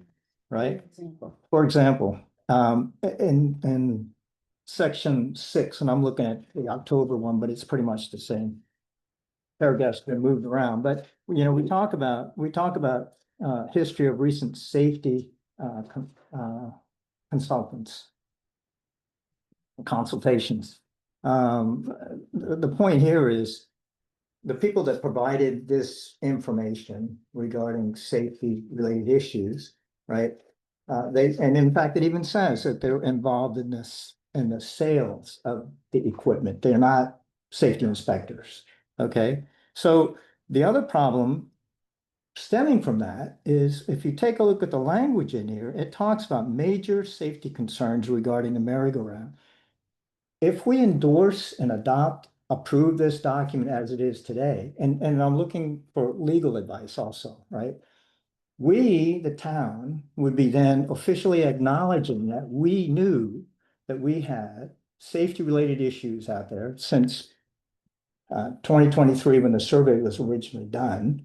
And the only thing we've done is placard a sign out there that says, use at your own risk. I think that's a huge negligence on the town's part and potential liabilities. But isn't part of what going forward is that they will analyze and look at all those issues? I'm just saying I mean, this right now, document, they can nothing do is- that, sure. I'm not saying that they're not. But they accept this word the way it's written. There's an issue, I think. Well, we can't unring the bell at this point. We have now in our possession a report from a town working group, saying consultants told them that some of the playground equipment is unsafe. And which consultants is what I'm Right. getting at. There's a key. Well, yeah, I mean, I agree, but I mean, editing this to do something doesn't change the fact that this document exists and tells us what it tells us, right? I mean, I think that if your point is, if we adopt this, we are agreeing with the consultant's characterization. I mean, I'm not sure that we are or not. We've already adopted the document. It's ours. Right? Some people already made a motion and somebody's already seconded. This is our document now. And that's why I'm speaking out. I've already submitted comments, but it was outside of the realm of us. Right, well, I'm making a different point. If you raised a concern that this document says that consultants reported some time ago, at least to Eva, that some of the equipment was unsafe. It says that. Adopting or not adopting that doesn't change the fact that this document exists and we as the town have received it. Yeah, Rob, I don't know well- what you're saying. If you strike the language in the plan, then it no longer says that. No, but the document, striking the language from the plan, we may want to do that. But if we're doing that because we don't want a document in our possession or even endorsed by us that says that we were told things are unsafe, that document exists. I mean, we can't, we're all looking at it. What exists? It's a draft of somebody's draft. It doesn't, Right. it exists for the playground work group, but not for the town. We've all received it. I mean, if there was a lawsuit against us and this all was We received a letter produced. from Joel Stoltz threatening us with a thing. What does that got to do with Oh, anything? sure. I mean, All they're doing is saying what they had already been told. They're not, I mean, it's already. Okay, I have a different argument on that same point. That does not belong in the comprehensive plan. What belongs in the comprehensive plan is statements as to making the playground safe. That's a positive, forward-looking goal. And that's what it should, and it does say that. It's just in, my particular gripe really in that section is the litany of who they consulted and that they couldn't get a response from the county. Well, I'm, that's lousy that they couldn't get a response. Well, what has that got to do with this comprehensive plan? It shouldn't be in there. If you want the county, you want to consult the county, which they then say a little bit further on, perfect. That's a recommendation. Perfect. My only comment is that's been in there since the beginning, and why haven't they been told as they've been Because it reviewing all hasn't been these? our to take it out? document. It has been. I provided comments. Yeah. Right? And because of that, and it's a dialogue between, it was a evidence and comment collecting phase. And we were providing that, and the residents were providing that. And the comments, don't get me wrong, a lot of my comments were incorporated. And I think it's, I really appreciate that. I really do. So what going forward is the process gonna be? yeah, I mean, I guess well, on the safety issue, I'm trying to understand the concern, Chris, about the way that it is currently drafted. Well, so let me give you an example, right? You as an attorney go out, look at some equipment, and you then tell Peter, the maintenance guy, this isn't safe. And then you write it down on a piece of paper, and that's pretty much what this is, right? You feel that it's not safe. We're saying that some consultants came in and we're calling them safety consultants. They are sales consultants. It's a difference between an inspector and a salesperson. Right. Sure. And that's the point. So my point was simply, if we think that editing out this report of what happened with these people coming and telling Eva and maybe some people in the working group that the equipment is not safe. If we scrub that out of the final version of the plan we adopt, it still exists. Like this draft exists, we all have it, we're all talking about it at a public hearing. So I just want to be clear that if we're trying to sort of protect the town somehow, No, but it is the point that you're giving credence to their opinions when their opinions. by adopting it. Yeah, is it that we shouldn't giving any credence to sales reps giving safety feedback when they don't have the authority or the accreditation? When they couldn't actually get anybody accredited that could evaluate the safety. So is that your point, Chris? Which is not to say, when an issue comes up about some piece of equipment, some specific, and they quote whoever they want to quote about safety, that wouldn't be taken seriously. Right. But that's not part of the plans. That's not the place of the plan to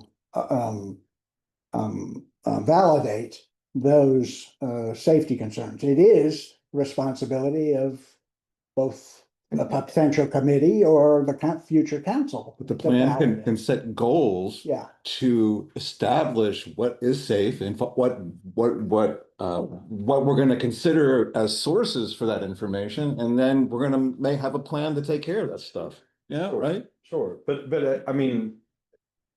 The flip side of it is that you could view the plan as, in part, and I think in a lot of different places, it provides sort of a historical account of what has gone on. And this is something that has happened. I mean, Well- maybe these consultants don't know what they're talking about. I don't know. But, you know, some people who work in the playground industry came and told people in the That's not what town. it says. Read the title, right? It talks about history of recent safety consultations. Hey, can we like, we can spend all night arguing this one point. As John said, there's a number of areas in there that that we can look at. I think I'm with Mary where I just want to get it done. But I also think about the fact that whether we do it now or we do it next month, it's not going to change anything, because this, as you said, this plan is going on for the next 5 years. So the timing isn't that. I think the important thing for the committee, as Andy and John said, is that they have to feel like we're listening to them. They have to feel like they're making progress, which they have. I think that we like what they did. I think we're ready to, we want to move forward with it, but we want to just fix it up. And the other thing I think that we can talk about tonight, which is in there, is they want to go from a work group to a committee, which to me was like, oh, that's a big deal. But then I think about it, like from maintenance perspective, this plan is going to take very, very impassioned people who are going to be working as a team over the next 5 years. And if it's not a committee, then who's going to be doing the work? And I think that this is it's a good step. I would say the work will be go over a lot longer than 5 years. Oh, yeah, The right. maintenance of all this I stuff. forgot how long I'll be on. Yeah.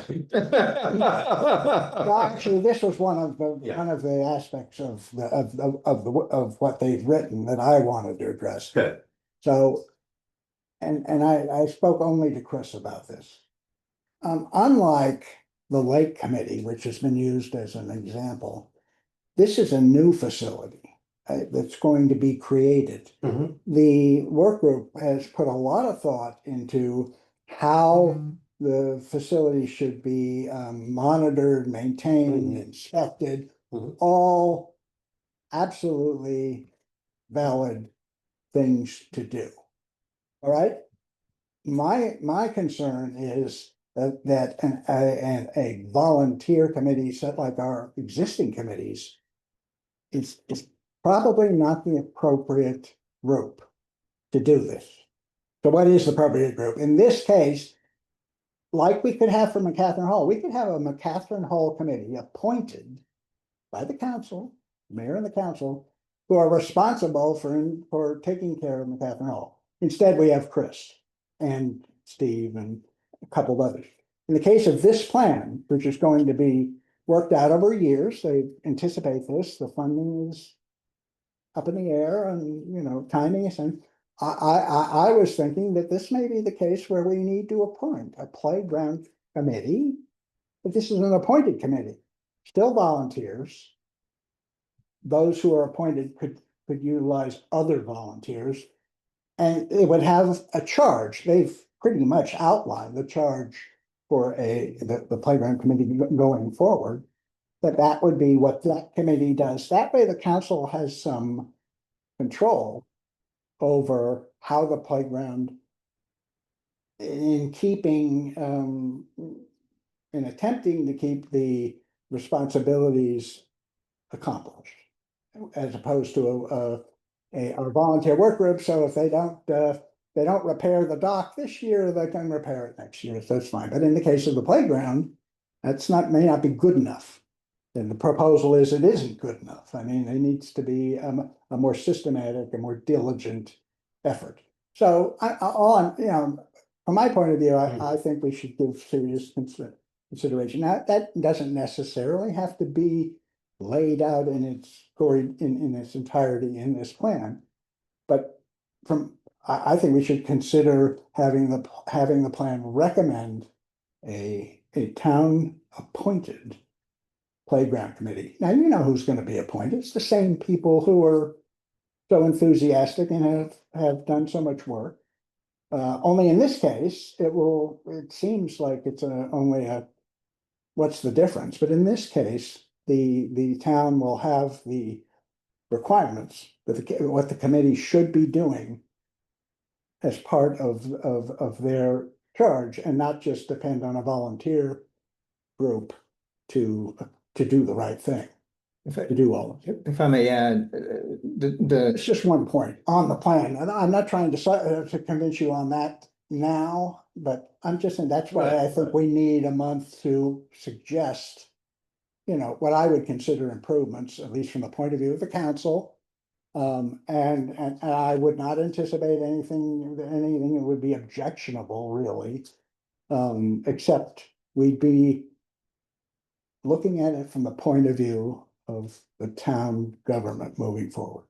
There's a big difference between the town hall and what's happening here. Absolutely, I agree. Big difference. And so like you're really talking about going in a kind of a different direction as far as. how we yeah, use so, committees. Okay. one, Just so we know that. yeah, so one, you know, not concern, but case, I guess, and point that I brought up before is that this group is different than any of our other committees, right? In that what they're gonna be working on and what they're gonna be getting money for is to establish what we're gonna have in town as capital assets, right? It's almost like putting up a building. You can't just throw a building out there and walk away. We can't do that. We can't do that with McCaffrey Hall. You know, I'm dealing with that now with the fire suppression systems, right?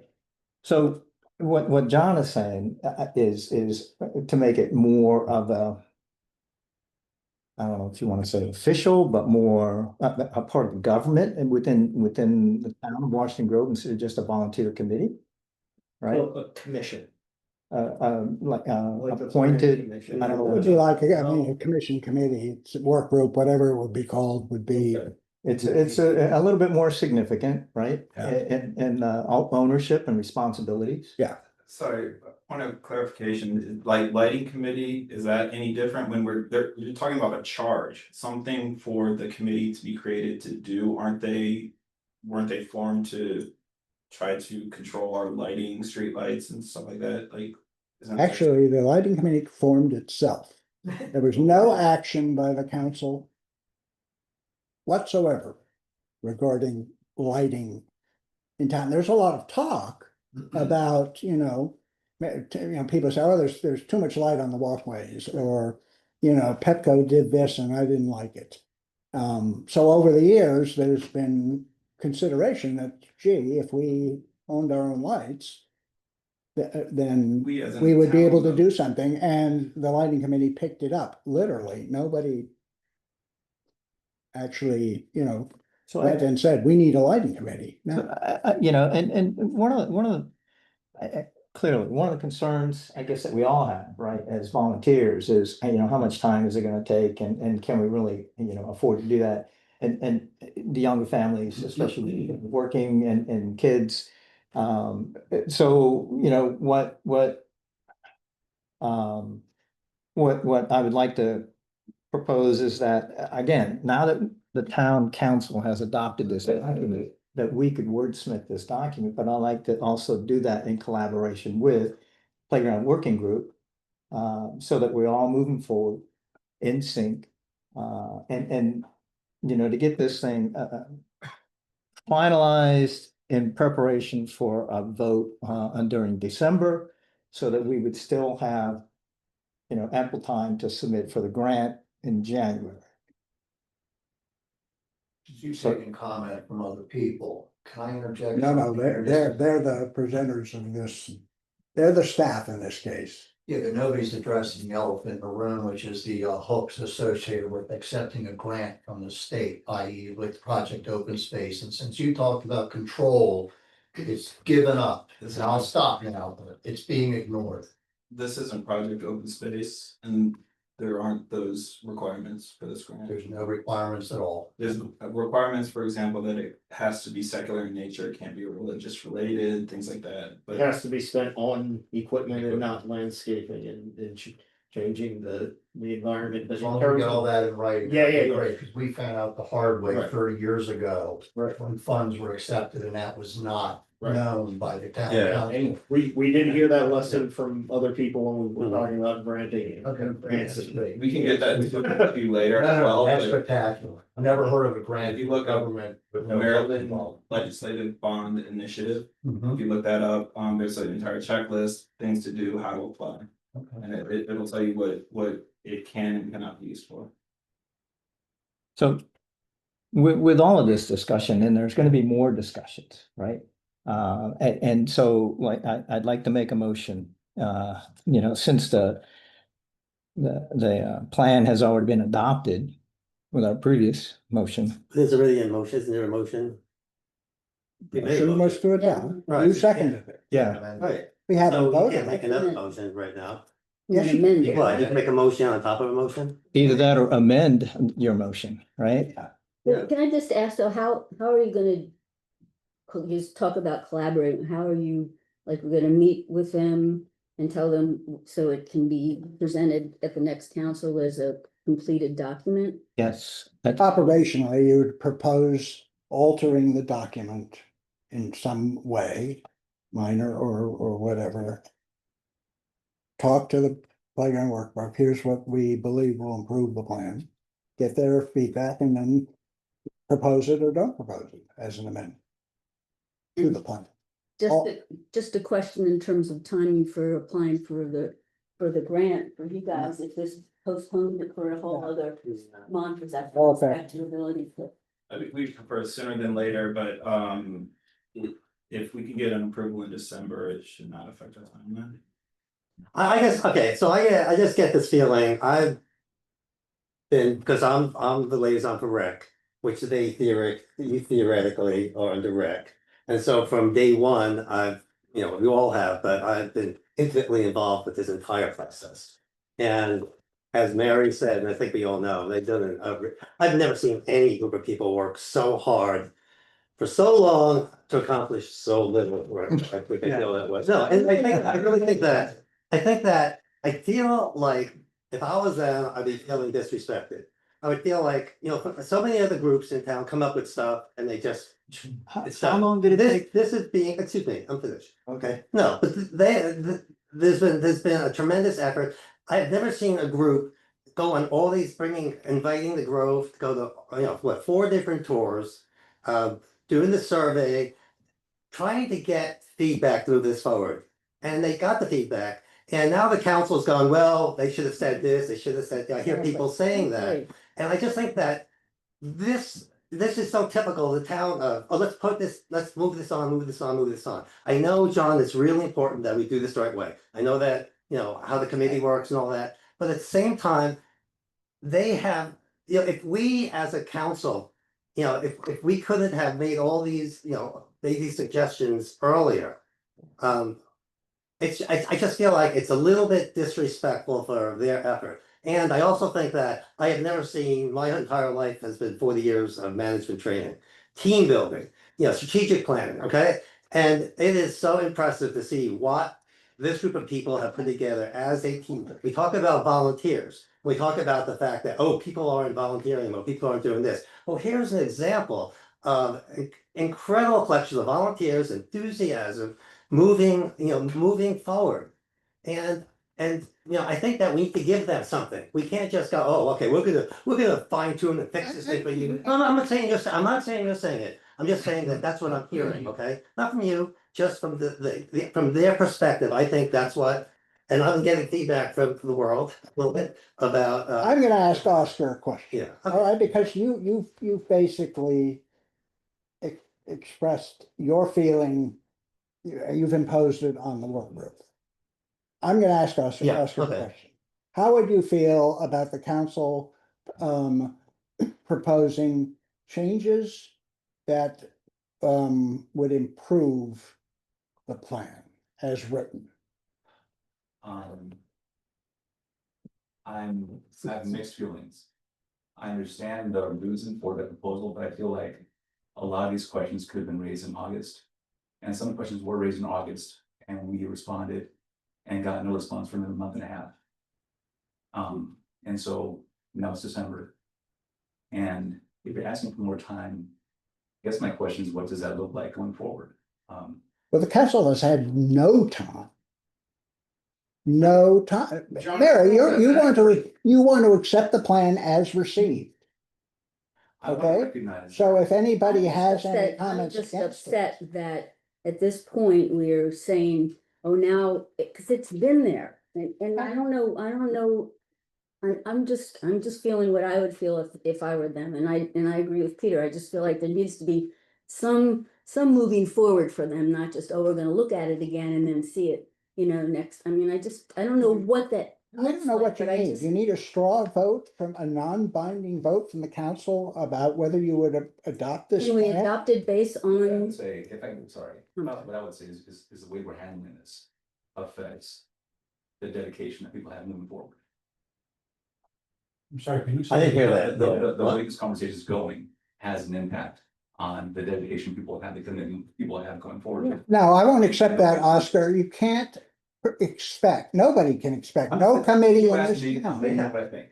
Yeah. But John, and the other thing I'll point out is that you're saying, oh, we dropped this on your desk, 24 hours ago and now you're screwed. That's not what happened, right? And I don't want to get into like nitty gritty and oh, he said, she said, but the changes to the plan that we gave you guys yesterday were basically to address most of Chris's comments that were very small modifications to language in specific places. You have had the essence of the plan for 7 weeks, okay? And I understand you're busy. I understand everybody's busy and on a volunteer basis. But to tell us that, oh, you just dropped this on our lap yesterday is disingenuous at best. And I'm gonna leave it at that. Is the listserv an official way of notifying people in town now? I have to know that, because I didn't know about this No, until about, of course not. what, 3 weeks ago. Of course not. We presented the vision in the August meeting. And then Luke presented it again. Yeah, like. All right. This is the fourth straight month that we have come to council. Well, I'm not saying you did, but you promoted up there that you had a survey done and you Yeah, all that notified stuff the was town. And it went to the listserv. Not No, everybody's on the listserv. that was on the town alert. On the town. Yeah, that website. was on the town-wide Came out with the last plan from and the the survey government, link. not from us, And from the then government. And the listserv was to follow up on that, but it was through the town alert. We first promoted this with a similar PowerPoint back in August.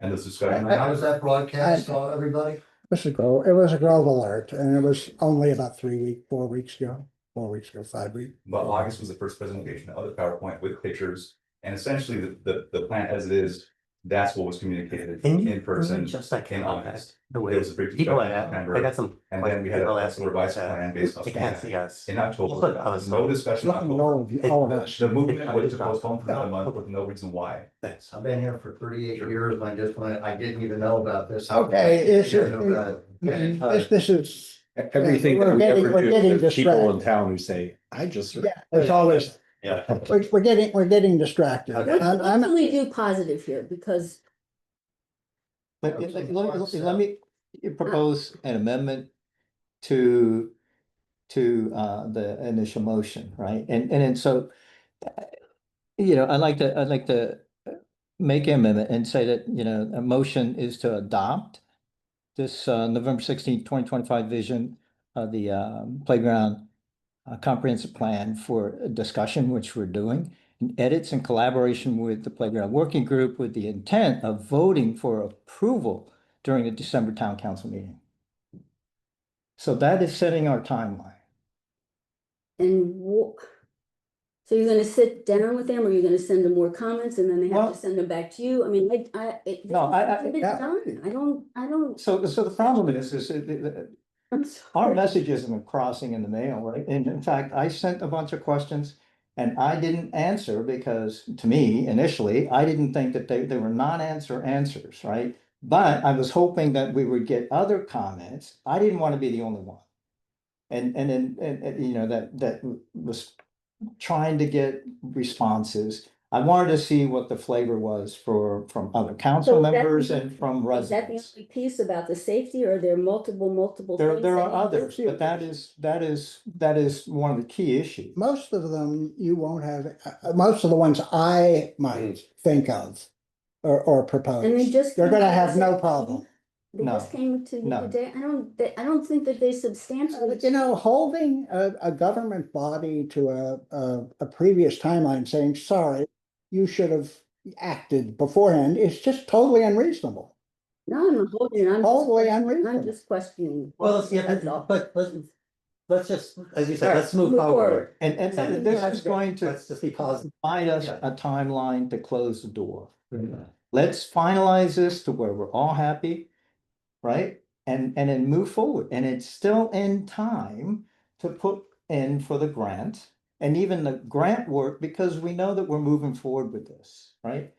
There's so many overwhelming positive feedback from the residents that, you know, it's pretty much a no-brainer. We have to vote, but still yet, it doesn't say that we can't, the committee, or not the committee, but the working group can't start working on the acquiring funds. So that when December comes around, it could go out the door in the same day.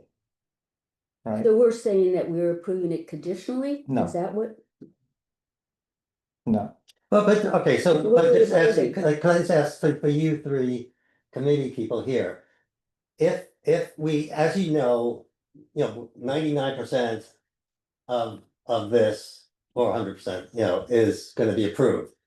Would it make a big difference if it's approved in December versus now?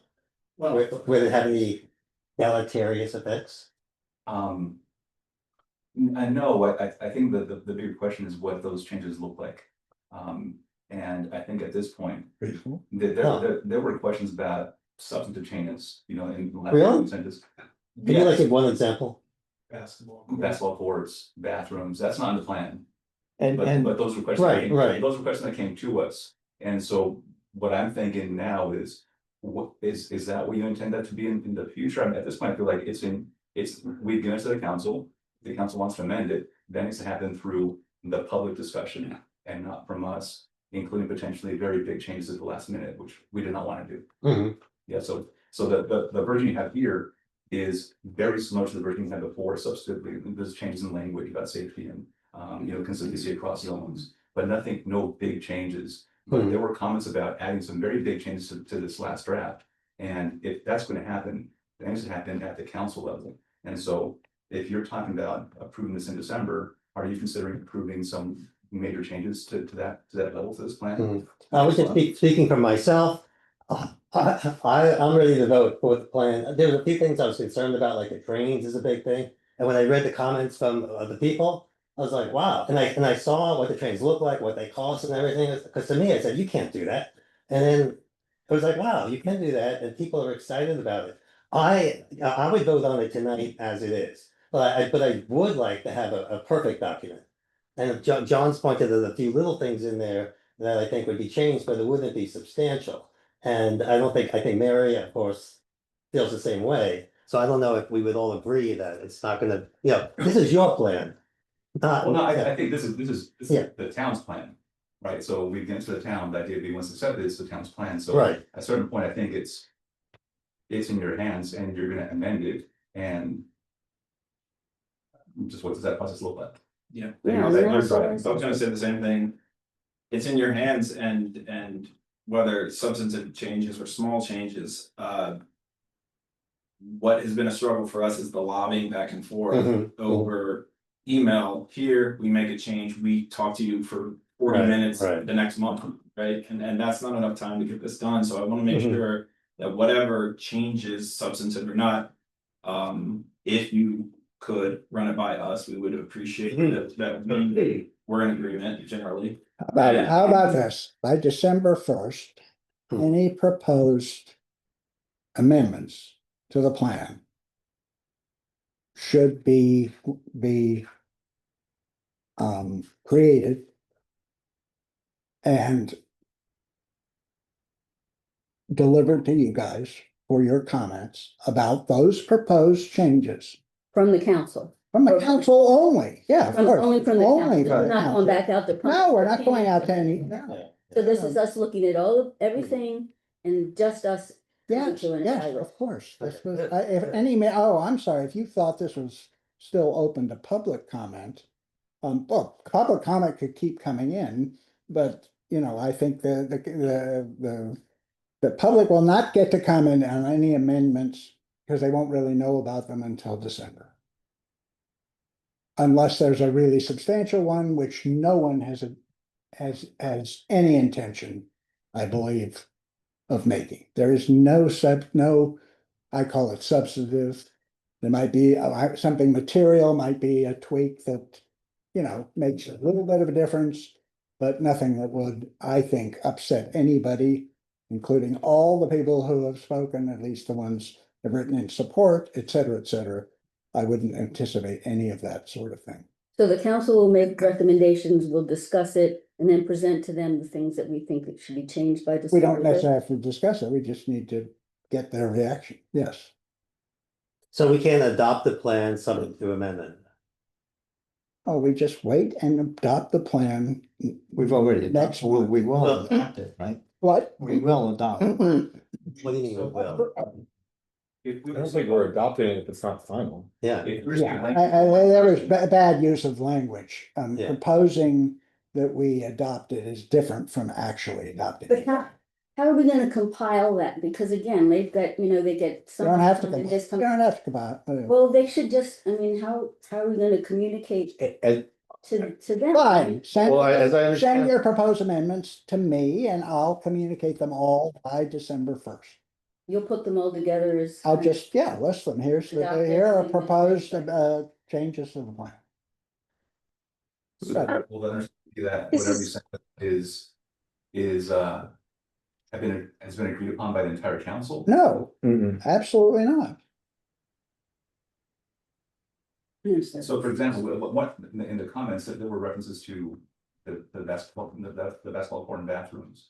And we had no idea whether that's one council member who's suggesting that or whether it's everyone. So let me try to clarify that is, I threw that in there because I thought that was a. It's playground effort, and I threw that in there, you did reply. That it's something that you're not interested in at the time, and I think it's totally appropriate as this vision document grows in the years to come. We could probably maybe address that later. It's up to you guys, right? It's just a thought process. The basketball court was there. We were always talking about trying to, refurbish that. And it's normally basketball courts are part of the playground.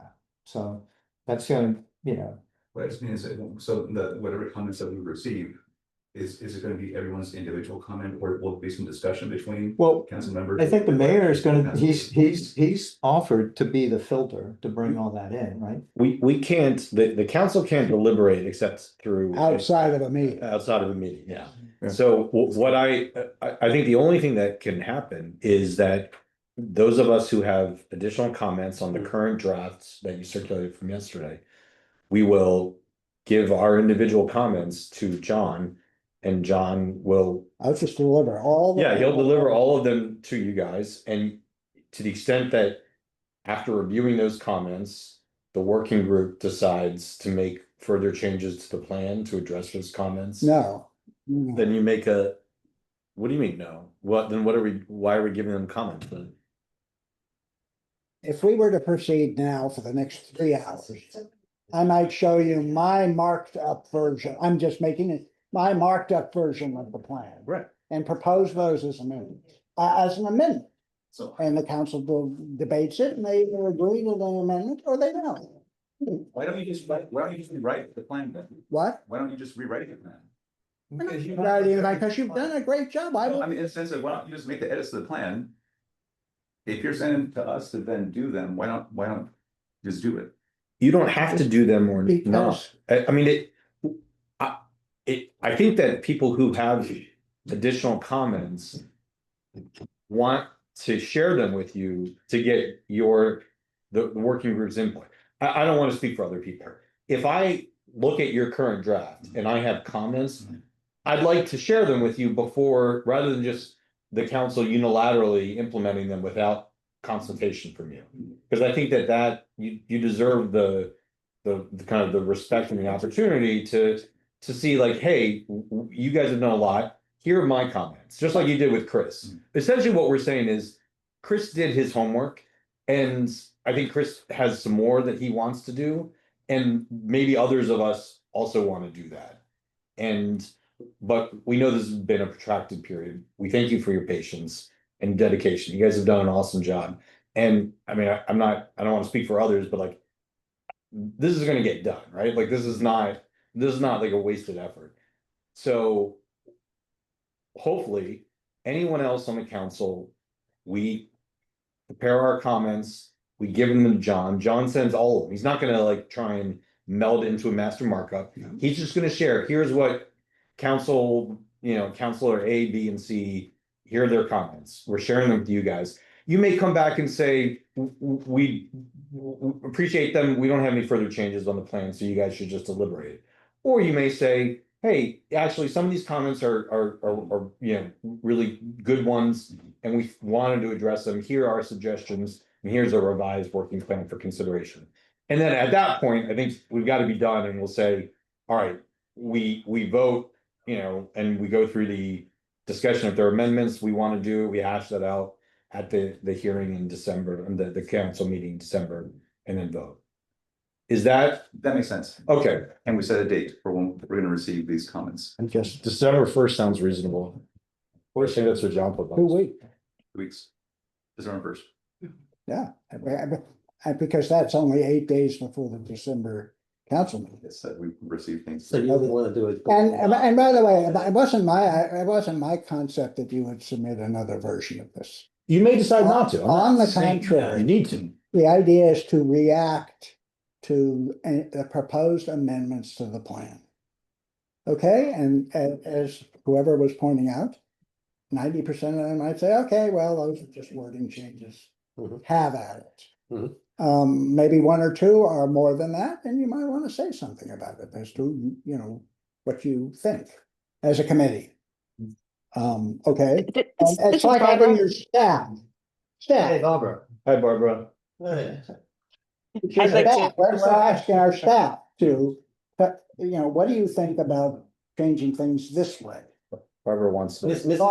Roberts. No, I just want to point out that probably around a month or so ago, they sent their draft to the town council and sent a Google Drive and asked us to make our comments into that drive. And as far as I can tell, they've responded to them and have the changes that they've made are not significant. So I think we really have had the time to give them the input that they've asked for. I agree. I agree. I totally agree. Well, I, for one, did not consider that the mechanism for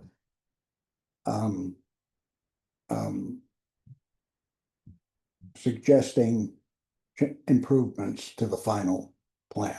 As Chris That's said. exactly what they asked for. That's what they asked for. So that was But our as Chris opportunity. pointed out, he asked for certain things and he didn't get them all. So does that mean he's done?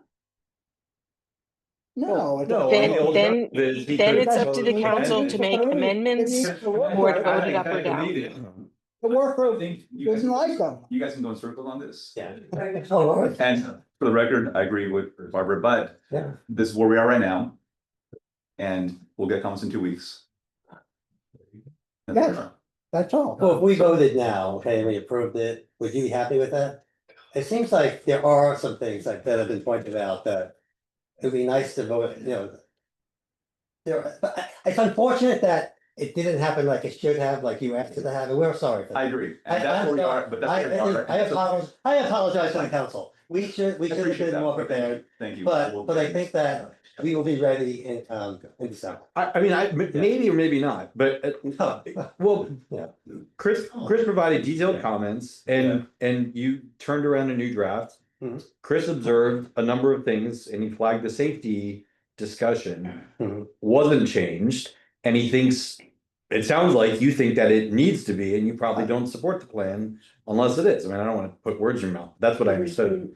Your concern. Okay, so one of two things, either Chris could have amended it, proposed an amendment to the plan itself to say, strike this language tonight. Or let's see if we can get a consensus document with the input of the working group. That's With exactly- one more I'm round. having trouble understanding why you're balking at what is a totally, well, I believe, reasonable way forward. I'm not balking I at mean, anything. if your Hey. legal assistant presented you with a brief and said, here, take it or leave it. I'm not balking at anything. You know, I don't know. you wouldn't be too happy. I'm not saying I am. I'm not balking at I don't anything. think that's what they did, but I think. That's what you're saying, though. Mm. You're saying, sorry, any opportunity to No, change what this I'm is saying open. is that we've had the opportunity. Yeah. And we are now suddenly saying, It's oh, not this just, suddenly- okay, look, No. moving on, they're happy with the fact that we're gonna do it December 1st, so we'll, do you have to do an amendment for that, that's what we're gonna do? I'm a little dismayed that you're doing it so reluctantly because seems totally, diligence basically requires a closer examination. I'm. Is there, can we vote on the amended? Sure, amendment? call the question. Mhm. So you want me to read it again? You So- Put it down. Yeah. Yeah. I got halfway and you moved on. So the motion is to amend the original motion.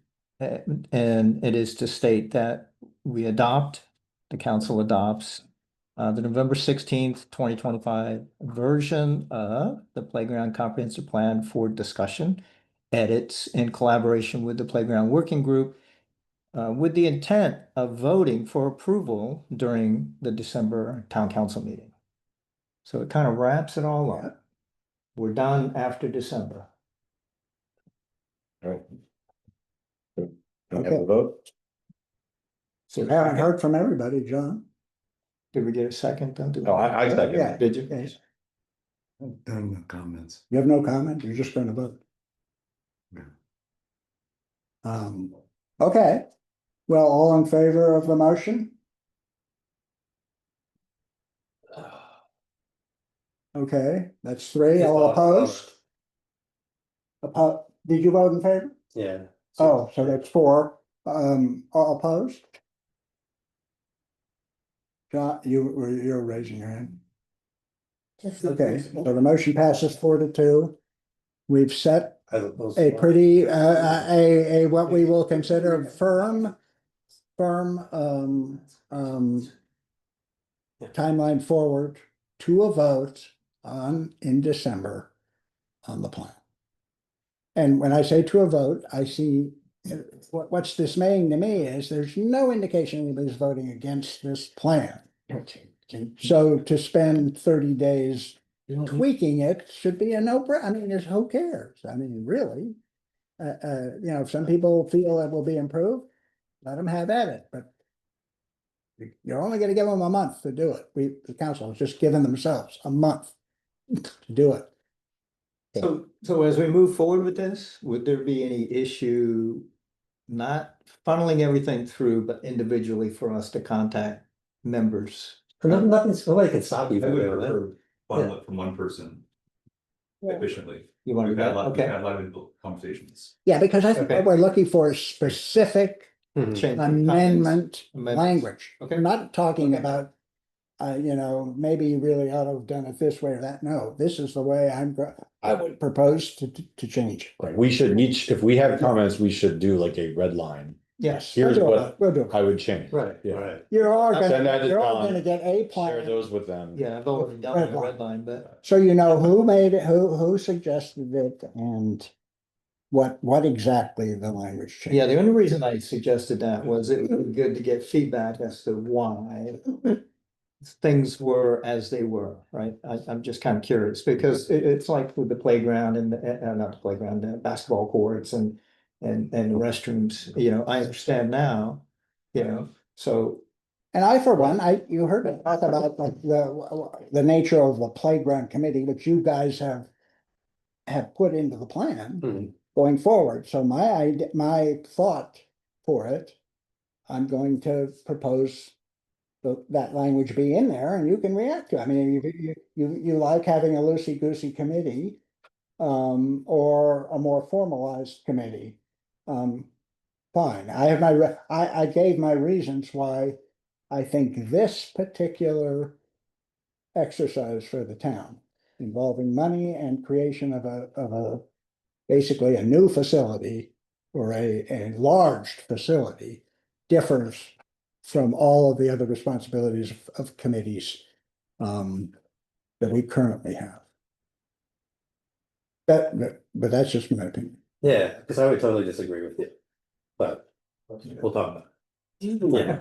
And that's why we want just one stream. Instead of five. Exactly. All the levels individually. Then let us.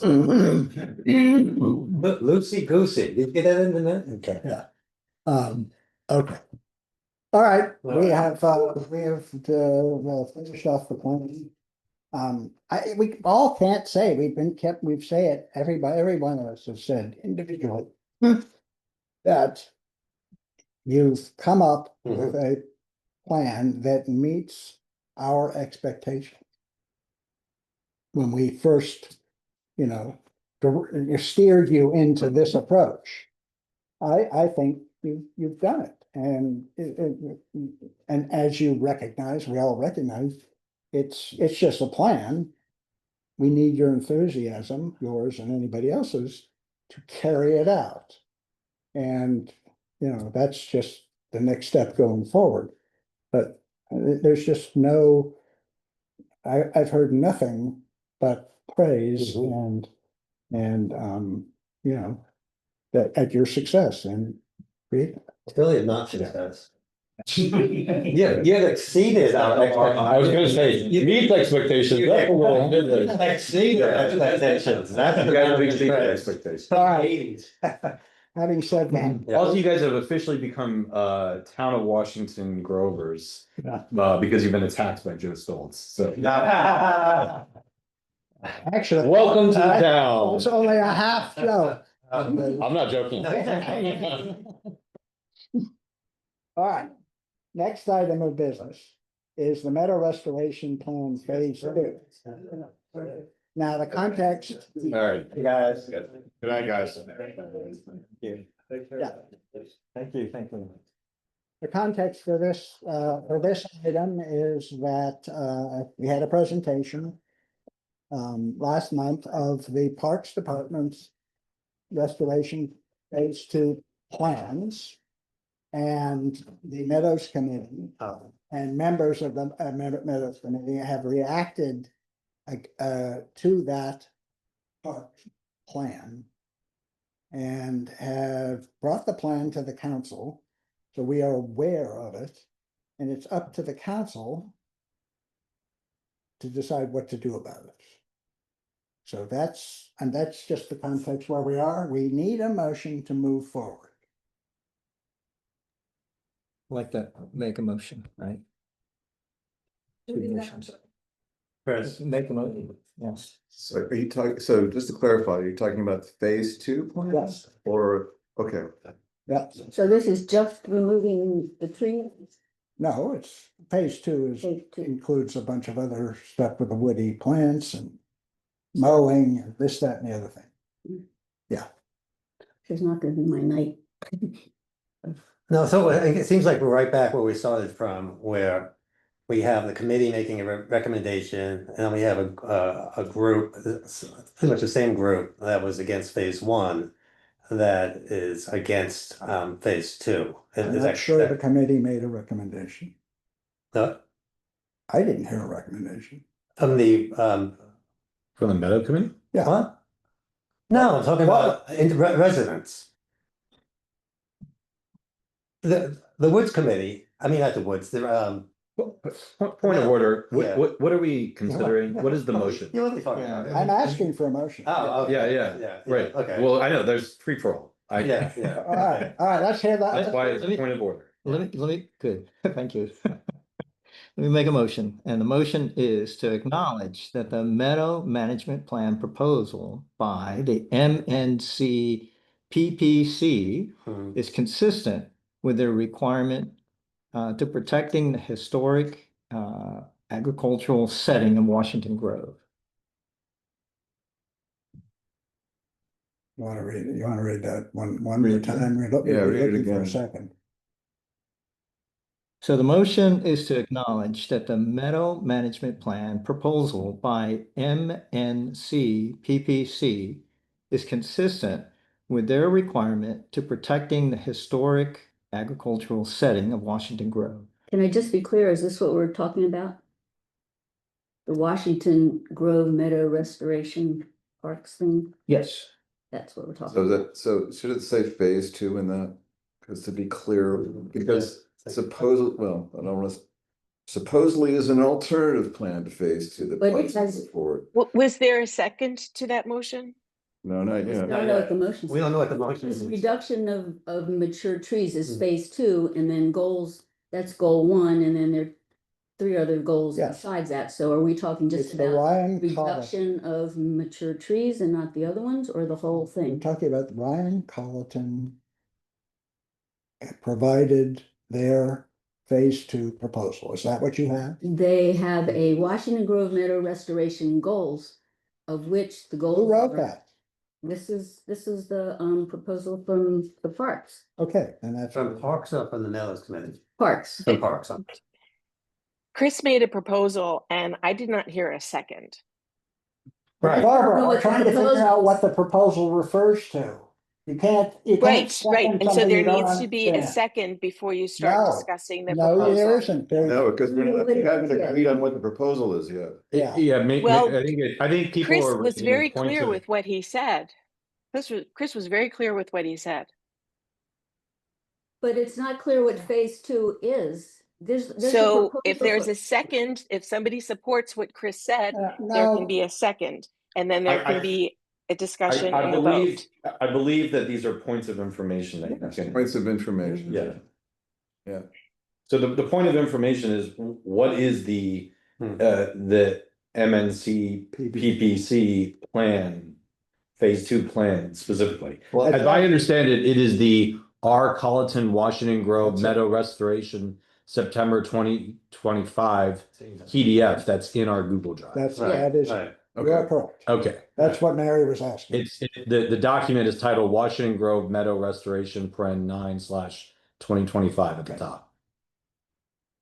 All right, And so the point of information that we've all been trying to just clarify is, your motion is for us to acknowledge that this document from Ryan Colleton is consistent with their charge to. Their protect charge. The agricultural. Okay, of Washington Grove. Do I have a second? I'll second. All right, Okay, can you still explain to me that it's consistent with it, or that we're voting to accept it? His, So Chris? consistent. Okay. In other so words, you're saying that- they're doing what's they're legally bound to do, right? Okay. Is to maintain the meadow. Right. I'm not saying phase 1, phase 2, Okay, NNIs, anything. It's just that they have a legal binding requirement to maintain the meadow, whereas the town of Washington Grove owns the property. So in other words, in order for us to go onto the property, even though we own the land, we still have to be certified weed warriors, for example, before we could go in there and start pulling weeds. There's a process and requirements, and that's all I'm saying is that they have the responsibility legally, to maintain the meadow, and that we're acknowledging that. okay. What does that have to do with? Okay, So So what? Question is, why do we Why? need to Yeah. acknowledge Yeah. that? Because it's already been established that they're legally responsible for Yeah, that a long time exactly. ago. Whether we- Why do we have to acknowledge that fact? And I thought we were trying to discuss how they actually implement that, and I think Well, if you read this, their goals are for, without any particular, they don't put any particular priority on which ones to do, and if you read this document, it says that we're contacted by Representative Washington Grove Committee to the woods reduction, so they're responding to what we requested, but it's not coming from them, they're responding to what the community, what they think the community wants, but their goals are multiple, which is reduction of the trees, control the non-native species, reintroduce native biological diversity and restoration of the site. But I agree with all that, but I guess the question is, how do we implement that? And I think that there's a disagreement from, fairly strongly held from some members of the community who feel that we should be prioritizing, which don't necessarily go forward with just now removing the trees as the next phase, because there are multiple goals, and it could easily, as they've stated, in this, in an attempt to be, corroborate with, different opinions to, to maybe look at it and see if we could alter the plan based on consistent with these goals, but not necessarily in the same priorities. People have different priorities, so I thought that's what we're looking at tonight. That wasn't, But I that could be wasn't the wrong. motion, though. The motion was Well, I'm to just say that. discussing it. Sure, sure. And that's what I'm Nobody saying. seconded your motion except Rob. It's to Yeah. say that they have the responsibility, right? To do what their goals are. So we agree. And that's what we're agreeing to. And Oh, that's what I'm that's- acknowledging. Yeah, but that's not, I don't think factually correct in terms of they're responsible for carrying out their goals. They're kind of responsible for consulting us as well in terms of what the town's goals are.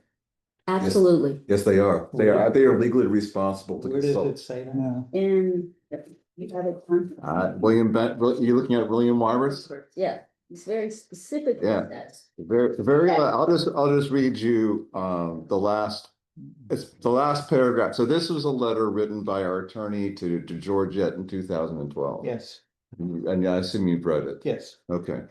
Not recently, but. Oh, so he's talking about how we shouldn't be, part of the point of the document is that we shouldn't be referring this to lost land anymore. Correct. Good, and that it's a meadow. Yep. It may be subject to lost requirements, but not to confuse Montgomery County Park staff, we shouldn't be referring it to as lost because it's a unique entity within the park system. And so this staff that labors under the assumption that MNCPCC owns the meadow as lost property, I would suspect approaches discussions with the town as a mere courtesy. The same as they would neighborhood groups regarding a local park. But the town's participation in what does and does not happen to the meadow is more than a mere courtesy. It is a legal necessity that they have to consult with us. And I suspect as staff turns over the changes in the years to come, and as the town mayors and councils members change, this issue will come up again and again. So it's the issue of yes, they have an easement. They're responsible for taking care of the park, but they are also absolutely responsible for consulting us as the owners of the land. And so we definitely have input rights to this whole process. Yes, Yes. and I don't see what your point. So Well, so Chris far was the whole- arguing, that they don't have to consult with us, that they establish the priorities. And I'm just saying that they can consult with us and that we have an input on what the priorities are. And that's what we've had. We've had that, but Chris was, all I'm saying that Chris was saying that wasn't the case. I mean, did I understand you correctly or did I misunderstand what you said? What I was Yeah, and that's good because I read that way back and yeah, it's interesting. So what I was saying was that they have the responsibility to maintain the meadow, Right, right? absolutely. And that's what I was saying, that we should acknowledge that they have the responsibility with the intent, of protecting the historic agriculture setting in Washington. Right. But I was just reacting to a point that seemed to allude to the fact that they didn't have to consult with us. But this is it says Meadow Restoration Plan Phase 2, which is what we're supposed to be discussing. Right. It seems to me that Phase 2 is what the Meadows Committee told us is to remove the next however many trees they want to do. Yeah. And my point is what? I'm gonna turn my video on. When did the Meadows Committee tell us that? Why did they? That's When? That's What- living That's corridor. what Bruce Dagny suggested at the last meeting. Yeah. But that's only one of four things. He mentioned all of them. Maybe we could get clarification, allow Bruce. Bruce. Am I allowed to speak? I don't know. It's ridiculous. Am I allowed to? Yes, you are, because you're our consultant on this. Okay. Yeah, I think what that letter from the lawyer was saying was that they have to consult with us if they want to do something that is changing the purpose. In other words, if what they're doing is consistent with maintaining it as a meadow, is maintaining it as open space, they're good. If they propose to do something that would differ from that, then that's changing the terms. And in that case, the importance of saying it's not ordinary legacy open space is ordinary legacy open space. They can do lots of different things with the park. They can't do that. That's what the lawyer's saying. That's where they would need our approval to do something different. Okay, thank you for that, raising that point. And the letter from Bill Roberts, the gist of, it's a long letter, and that's exactly the point that Bill is making. I can call him Bill. I knew Bill. Bob knew Bill. He's making, and that's why we should be calling it a meadow and not a LOS space, because it doesn't have the opportunities they have for an LOS space do not apply to this particular land. And that's what he was saying. You're actually right in the sense that and that's one of the reasons they continue to cooperate and consult with the town on how they are carrying out the intent of the which is unusual, as Bruce has reminded everybody. It's different from other LOS properties. Absolutely. Specific. But the point, Bruce, that we were actually directly asking about is in your presentation of the plan, it wasn't all about the trees, it was all about the various other. Yeah, yes, the plan is more comprehensive than the tree reduction. So it's the update of the plan that they gave us in December of 2024. This one that they gave us in September. So the tree reduction is part of it, and the other aspects that have just been mentioned are also part of it. I think, in my mind, they're all consistent with maintaining the park as a meadow.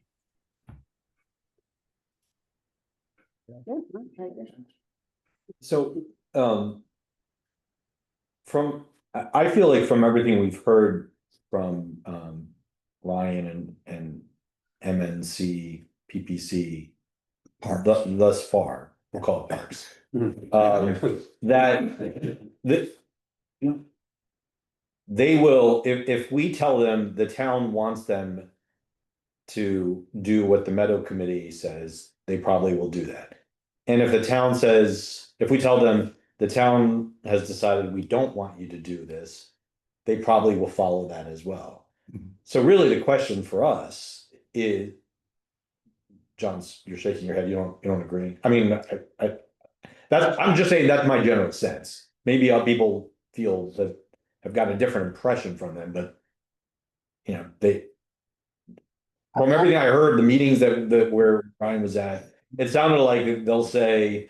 That they've offered their recommendations and they kind of will do or not do what we say we'd like done or not done. So I think that. I seconded it because your motion, because Chris, because I wanted to understand and have a little debate. But I'm not really sure, it's sort of, to me, neither here nor there, I'm not gonna vote in favor of the motion. Ultimately, and maybe it's not at this meeting, but isn't the decision like, are we to decide, okay, are we gonna adopt something like the phase 2 of what the Meadow Committee is proposing, or something, or not do that, do something different based on the kind of groups in town who don't want more tree reduction? I mean, that's the real question. That's what I understand it to be too. Yeah. Although, can I say that I don't think they're saying they don't want more tree reduction or to continue with the plan. What they're saying is they would like to put a different priority on it. Who's they? There's other group who are members of the Meadow Committee. Do you read this? I mean, huh? So I think, so, you know, the thing is there's always. There's always going to be, just like with the playground group discussion, right? There's always going to be tweaks here and there. So what I was trying to do was cut to the chase to say, you know, we within the town are gonna have different perspectives, right? But who really has the ultimate responsibility to maintain the meadow? Is it the town? Right?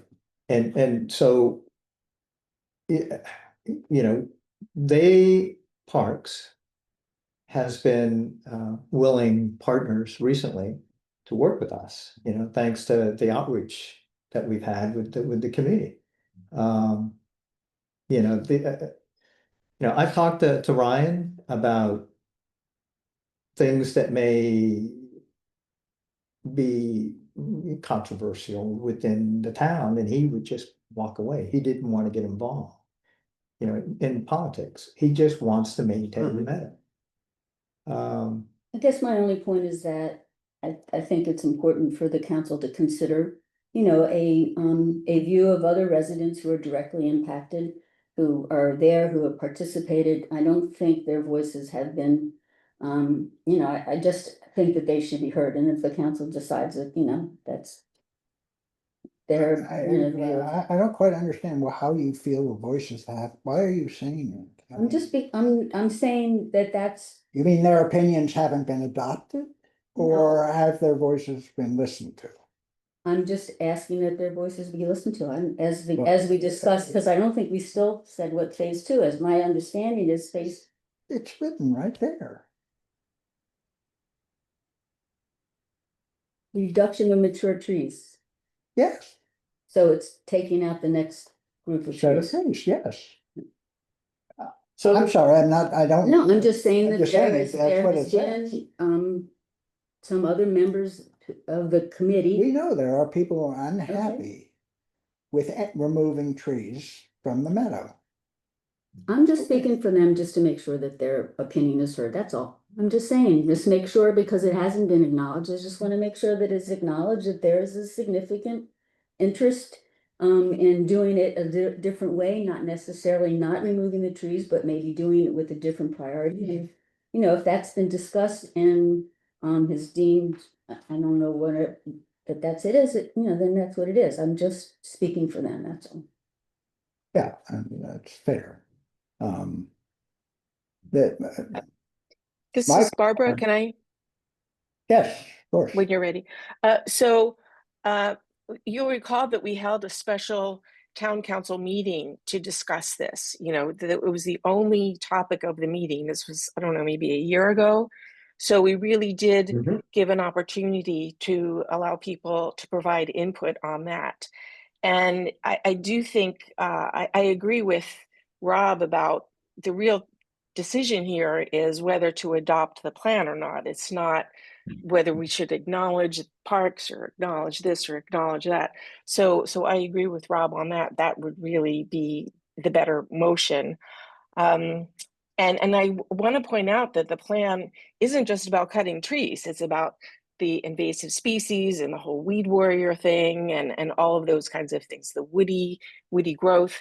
So there's much more to it than just the cutting of the trees. Right, as I understand from like what Christine and Tom have said in one of Christine's emails, and I think also Liz and Alice submitted a letter on this. That the contrary, not contrary view, the other perspective is more on what to prioritize. They want to prioritize eliminating the invasive woody species and cutting fewer trees down. First, and then, Yeah. yeah, I mean, they're not saying don't cut, from my understanding, they're not saying don't do that, they're just suggesting that you prioritize. Prioritize something and cut down. And I don't know who makes that decision, I mean, you've got, people with different, opinions about that.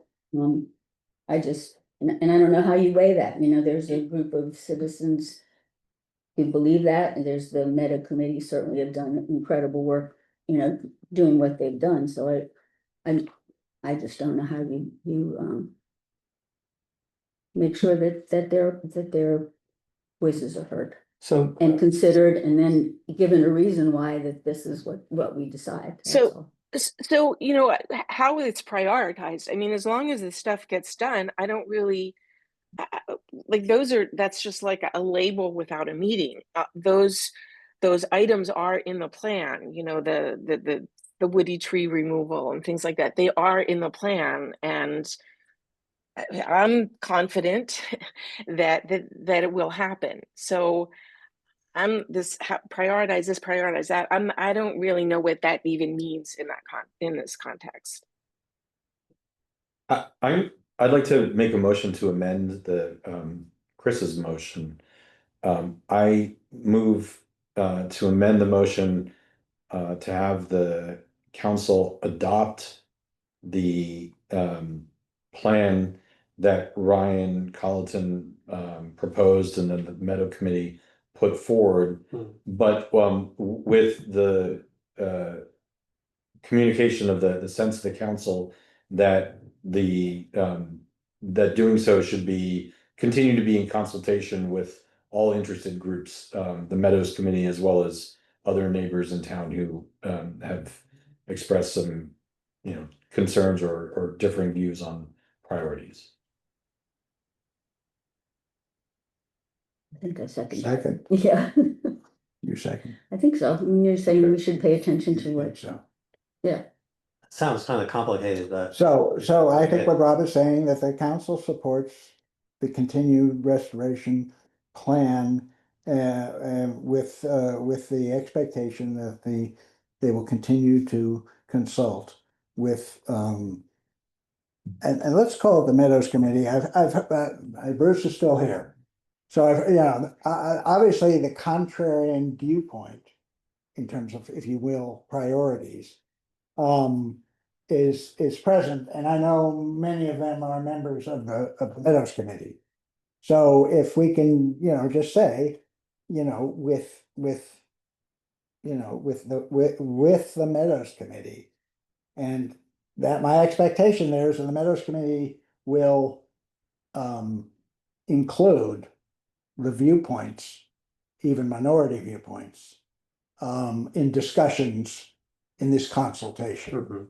Okay, because sometimes there is a way to compromise that that recognizes, Mary's talking about acknowledging somebody's opinion, and I keep asking myself, what's the difference between acknowledging and adopting an opinion? Well, it's a collaborative decision. Okay, so so instead of actually resolving that, just indicate that those things, they should be considered in the phase 2 plan as it's proposed there. I'll second that. Right, I mean, that's kind of a good way to move forward. That's actually what happened a year ago, as Barbara pointed out. We had that town meeting, and the council then acted pretty much to say that the group that was, felt like they had not had any input they should work together with the mayor's committee to improve the plan, and that's what happened. So basically, this is the same proposal, upgraded a year to this particular phase to work with the Meadows Committee factions, groups, opinion to move forward. I like it. I mean, I think that's a fair way to proceed. And I just want to speak to the point John was making. I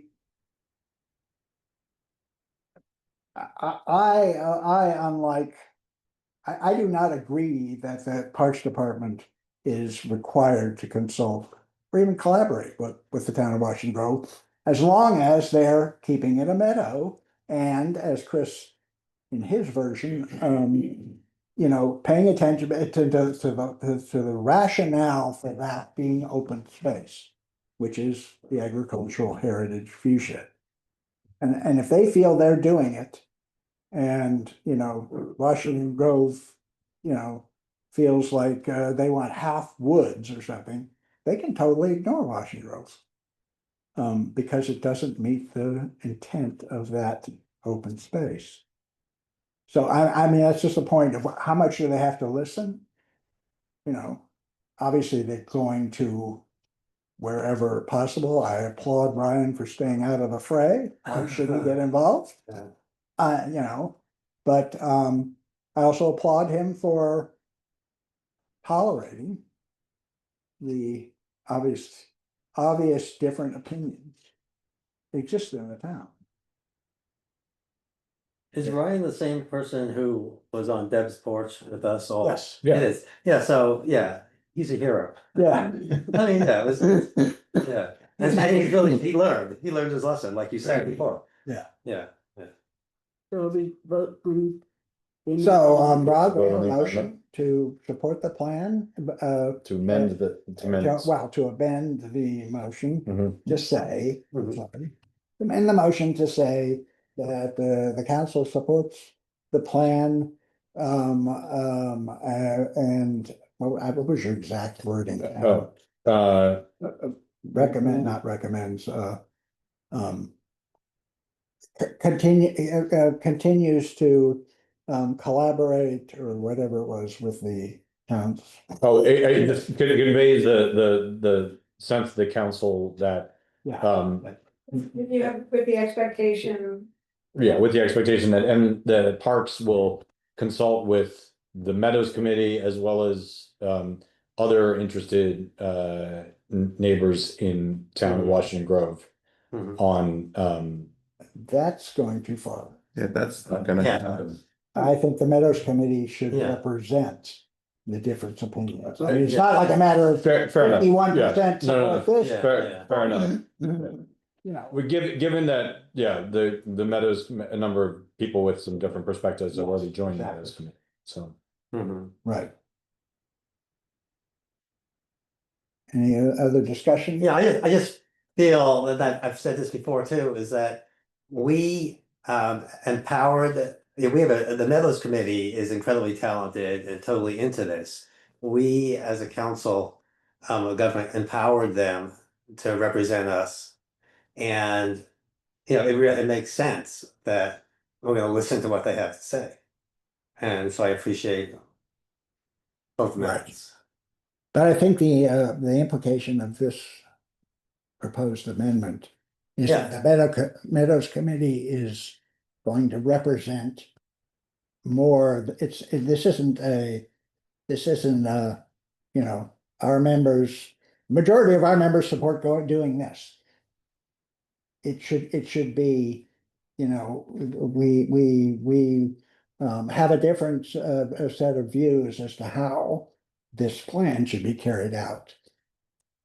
That's a difference. It's like a parliamentary procedure rather than. We agree with the plan, but not how it's gonna be Yeah, necessarily implemented. It also provides, not thinking about it, and that's what I was trying to do even outside of this, is to get the different alternatives, right?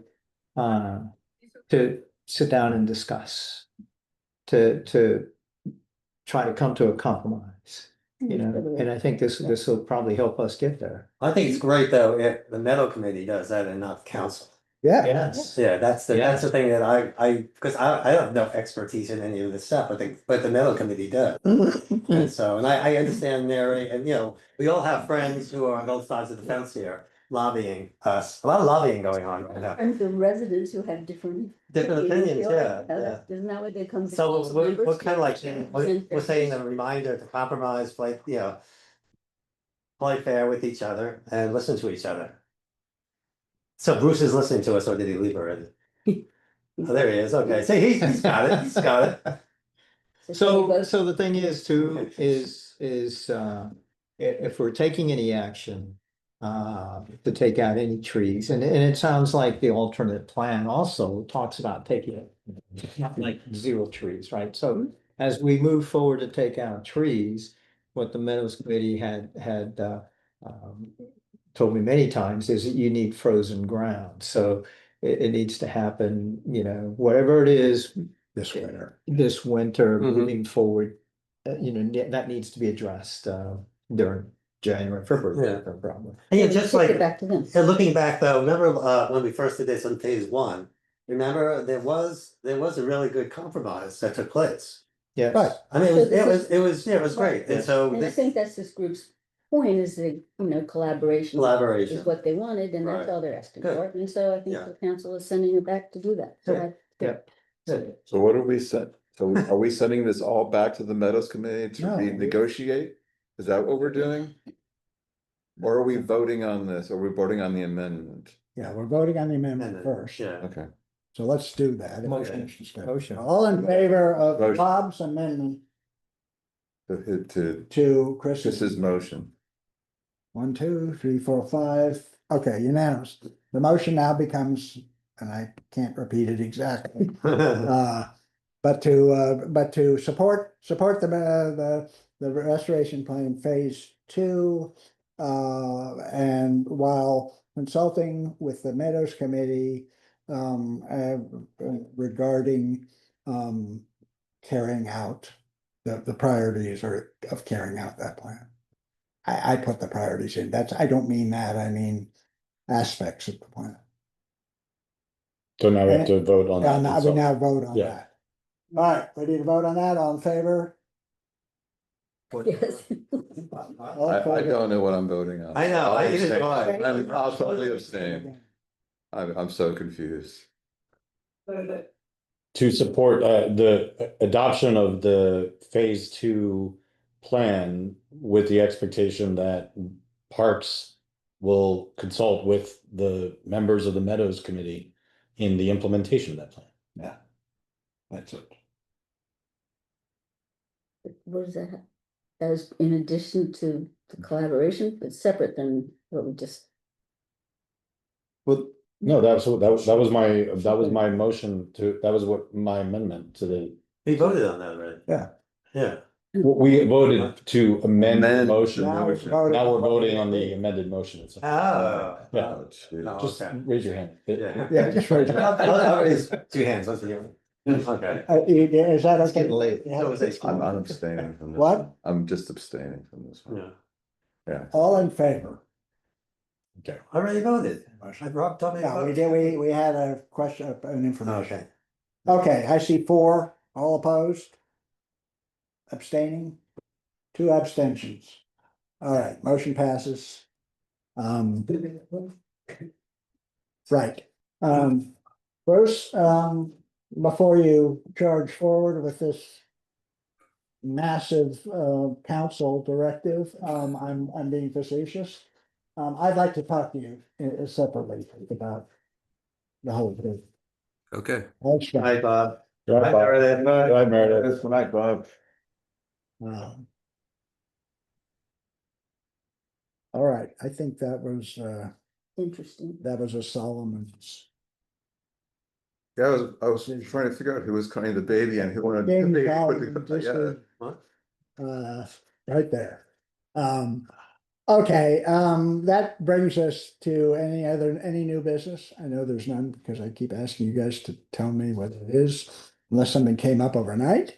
So the town council report, so I just noted three things out of the reports. One, we've already heard about, that's the replacement of the all sprinkler system proposals. And that one more is forthcoming, will be obtained.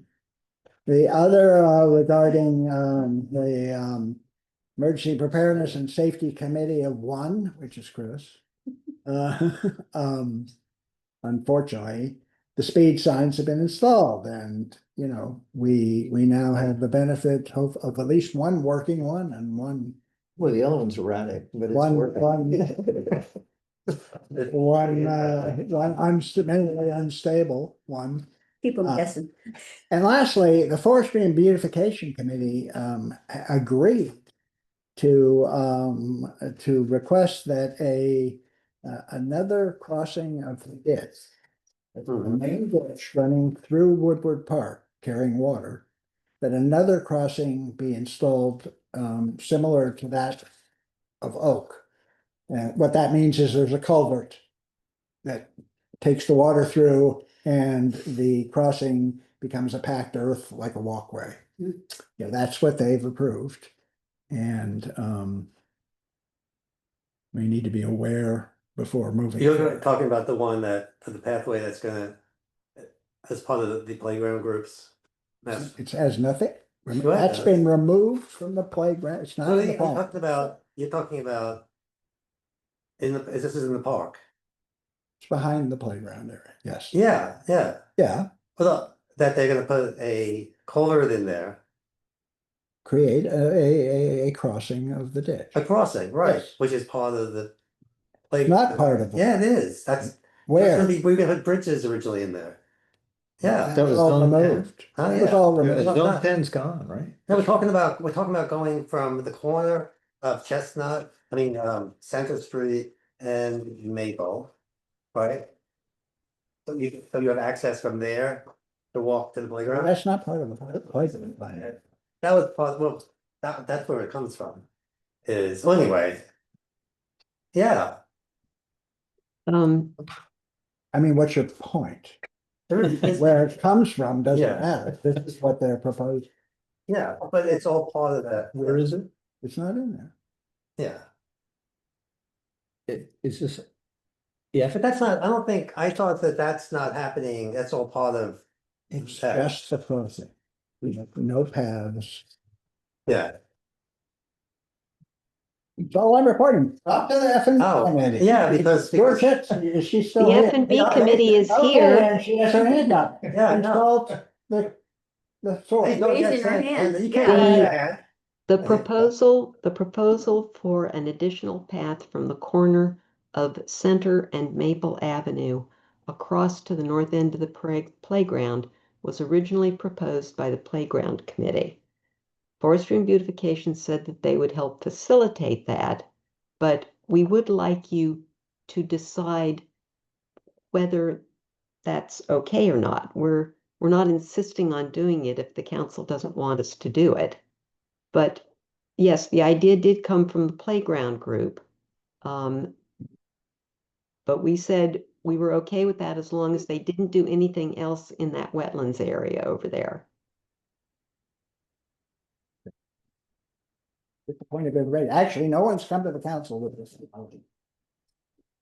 Yet. This is just a council report. Council report. Oh, Yeah. I'm so- Yeah. Okay. Just Yeah. the on the lighting, because I know everyone kind of Follows it. follows it with bated breath. Yeah. Sounds fun. But we actually, the town, along with a number of other municipalities in Montgomery County and Prince George's County, finally sued Pepco. We filed a petition before the PSC about this ongoing issue with the Pepco trying to foist these disconnect switch equipment on as part of the cost of the municipalities repurchasing the streetlights. And it's a big cost additive and it's total BS. So, and then we were trying to negotiate with them. They finally filed something with, the PSC, Pepco did, last week or 2 weeks ago. That said, that claims that all the municipalities and Pepco have reached agreement on this issue, which was just a flat out lie. So, Sue Ellen quickly put together a petition and we filed that on last Friday or Thursday. So we'll see. It's great. Anyway, yeah. I mean, that has been the big sticking point in trying to get this streetlight repurchase thing done. So we'll see how that shakes out. I didn't put it in here because it is really complicated. It's very, yeah, it is. The context for that is that the town, that the lighting committee believes, not the council, believes that the town would benefit from purchasing and managing our own streetlights that currently Pepco own. And this relates to that, the cost, what will that cost us? So a year was spent getting them to finally depreciate our ancient fixtures so that the actual cost of buying them will be completely reasonable. Because they wouldn't depreciate them previously. Wait, John, is that right that the town council has never said, yes, we want to proceed with the repurchasing? That's correct. It's never been proposed. That can't be. It's true. Well, then by what authority is the lighting committee doing whatever it's doing and having Sue Ellen act on that? The council has approved.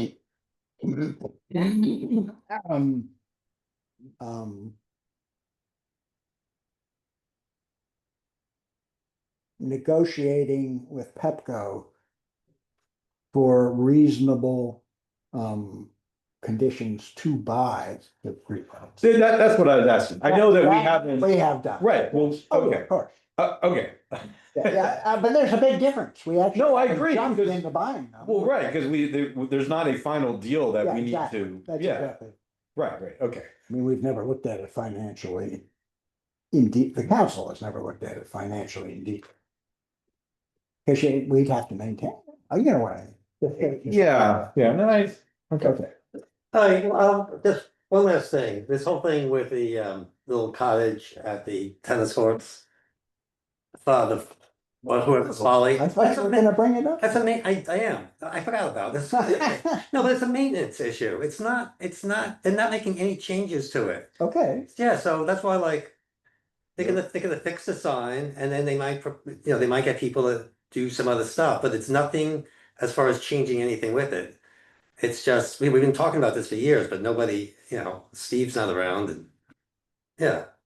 We've talked about. Well, repairing the roof. I've been hearing We've about, talked about repainting it. yeah, things So like that. if all your, I don't know where you're getting, Is that what you're talking about? Yeah, I don't know where you're getting the money from. and people just are doing it. There's no Okay, maintenance. so you're proposing to do We it have maintenance, but what, with $50? materials costs. Yeah, Right. $50. Yeah, whatever. Yeah, we have somebody who's willing to rebuild the signs and stuff like that. Yeah. So as they come up with phases and who's doing what, we can, Yeah, but it's not, the council doesn't have I to. mean, there may be some good things to do to make it more better. Yeah. I'm just saying. Oh, okay. You know. But you thought it was gonna be, I didn't know what the Oh, okay, it yeah. sounded like there was some, I didn't know what what you meant by That's okay. all the Okay. maintenance. Yeah, okay. Right. Are we done yet? Yes. This is a long meeting. This is a good meeting, guys. Yeah, but we got. Great job. Okay, next meeting will be December 8th. We all know what will be on the agenda, some of the. Don't have a clue. You haven't a clue. Did we say sayonara to Barbara or? Is she still in Japan? Still in Japan there. Is she? Yeah, it's still in Japan. Dennis is folding your underwear behind you. Yeah, you don't need to see that. He's wearing your underwear. Oh, God. All right. Meeting adjourned. I just. Yeah. All right. Oh, sure, yeah. Thanks, everybody. Yeah. Bye. Good night. Yeah. Did you break that? I felt like last week, Yeah, I was. Eating too fast. I drove by wanted to it, pull out and then I remains of my I hair. went backwards. See, but it's just how flashed that's in. how they go home. Yeah. Some, I know you can't miss, you can't miss the signs when they come on. It's like in your face. In the picture. Okay, I do remind the council, your last chance, because we don't want to stir up the playground work group, Oh, yeah. is to, if you want to propose any wording or other changes. December 1st. Definitely. 2 years. So is there gonna be a single document Yeah. going down, going around? Plan is to put it into a single red line. Oh, wait. That's not what we said. Yeah, no. Yeah, that's what he said, yeah. So you're gonna consolidate all of the comments from all the counselors into a single I'm not markup? expecting, I suspect Okay. I will have the most, of which you guys may think are some of which you think are trivial, some I don't, are trivial. None of which are substantive, but Yeah. they clarify certain things, which I. So you're gonna ask for our comments before you send it to them, or you're gonna send them all to them and see what they say? What we're preparing to do is to offer anybody who wants to offer an amendment to the plan in December. Mhm.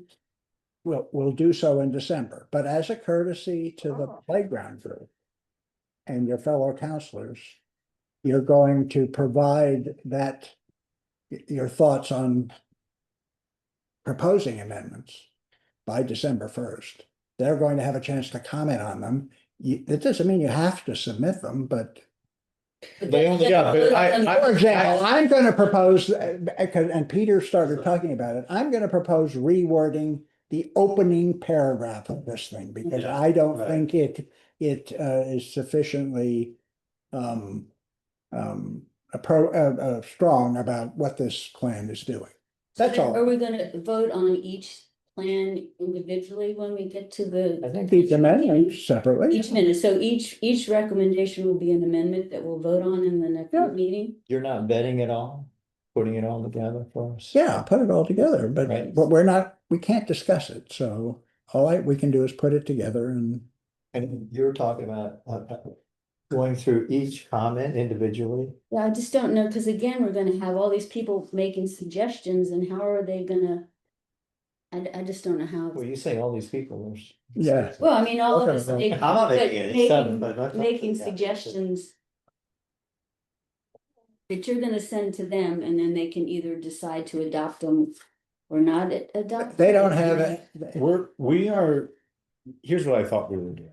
Yeah. We're collecting our comments. Now, I didn't think necessarily that we were gonna have John try and synthesize those into a consolidated market. Let's just reduce it to one document. Well, sure, but if I want to edit sentence A one way and Chris wants to edit it a second way, how do you put that in one document? Let's leave that aside. Let's just assume that we are going to send one consolidated markup to them. All that's just going to be for them to give to be given a final opportunity for them to give us their reactions. Yes. They may say, thank you for all this. Here's what we propose as our final plan. We've addressed some of your comments, others we've just left the language as is because we don't. Yeah, but this is what we want. But is, So then we will have what John sent them and whatever we get back from them. And then when we go to adopt the plan, we can decide, do we want to adopt it just as they gave it back to us? Or do we want to make any of the changes that they didn't make? Or presumably even new changes? I mean, that's what happens. Is anybody contemplating making any change to their vision? Their vision? Their vision, I mean, that's the nature of, that's the pulse of their Started plan. it out by saying, I Yeah. thought the vision vision- was pretty intact, would be Right. intact. So the changes will not be intrinsic to altering what their vision is. I don't Just know. the nature of the document. I mean, it kind of depends on what you're talking about, because like Chris's comments, they want everything to be wood. I know, but they could take out the whole thing about the consultants and it would not affect their vision. Exactly. It would simply change how that's put in the discussion in the document. But wood versus something else is Yeah, I'm not talking about the safety thing. Yeah, okay. So that's what I meant. It depends on what we were talking about vision. Cause I think they think that a natural wood playground is part of their vision, as part of like Yeah, but, having it natural and harmonious. but you know. Chris is saying, I think, wasn't it you? You're right. Don't do wood, cause wood is But- gonna be hard. But, right, when they came back with this November, They added the alternative. you know. So they've incorporated a lot. I'm not saying they have. Yeah. But the whole, I didn't mean, I'm just using it as an example, like maybe some of us look at something and say. The double whammy, a lot of people in town are like, I love everything except the double whammy seems way too big. right.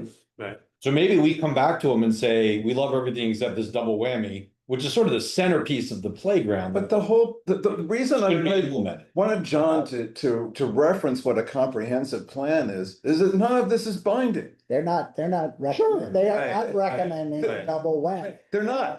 You see, They used it as an example. They haven't recommended a single piece of equipment. They talk about what could go there. They talk about what could move. They don't even say what, or where it will go. No, And so it's like, if they have a general vision, yeah, if they want a lot of wood, we could come back with that budget item and say, okay, how are you gonna maintain? Right. What's the maintain budget? Yeah. Think of something Right. alternative, because we don't think this is effective. If that's, we probably should be mindful, because this is maybe going more beyond process to sort of deliberation, so we're not in a hearing anymore. Right, okay, gotcha. Yeah, but I don't know. I thought that their plan had recommendations, but not necessarily a request for specific equipment, but a recommendation of like, these are the kinds of equipment and the prices, you know, for that equipment. Yeah. So like if we just said, do whatever you want, what they sent us is what they would do. So, I mean, I agree, we're not making specific appropriations by adopting. But I the think if plan. you That's read it, true. those are only, they've recast the recommendations to recommend a type of playground equipment. I know. Such as, that's not recommending the examples, it's simply, this is what we mean. No, I know, it's not saying like, buy this specific piece of Yeah. equipment. Exactly, and so approving the plan does But it not. sort of also is. Well, it is. It It isn't the fact that it is something like this. Yeah, You know, right, you say, well, the double whammy's too big, buy something that's 5 feet shorter, Yeah. you know? Yeah, And that we can definitely do. What I'm saying is that like, I am not certain, there's obviously a lot of like effort and, Right. you know, some obvious sensitivity, like Andy said, like, you wanna like throw some furniture around, which I thought was a little much. I'm like, yeah. But so, let me. Talking about a playground, come on.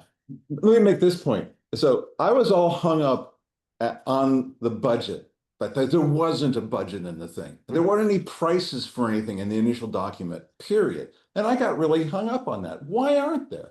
And if you think of what a comprehensive plan, there shouldn't be.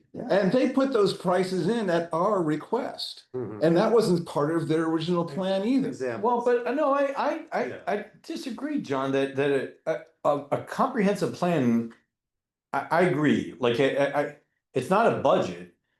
But I thought for us to say like, if this is useful, I need at least directionally to know what the prices are. So, Cause if like that is gonna be 50,000 or 500,000 is a big difference as to whether we're gonna say, yes, that's the plan, or like, or.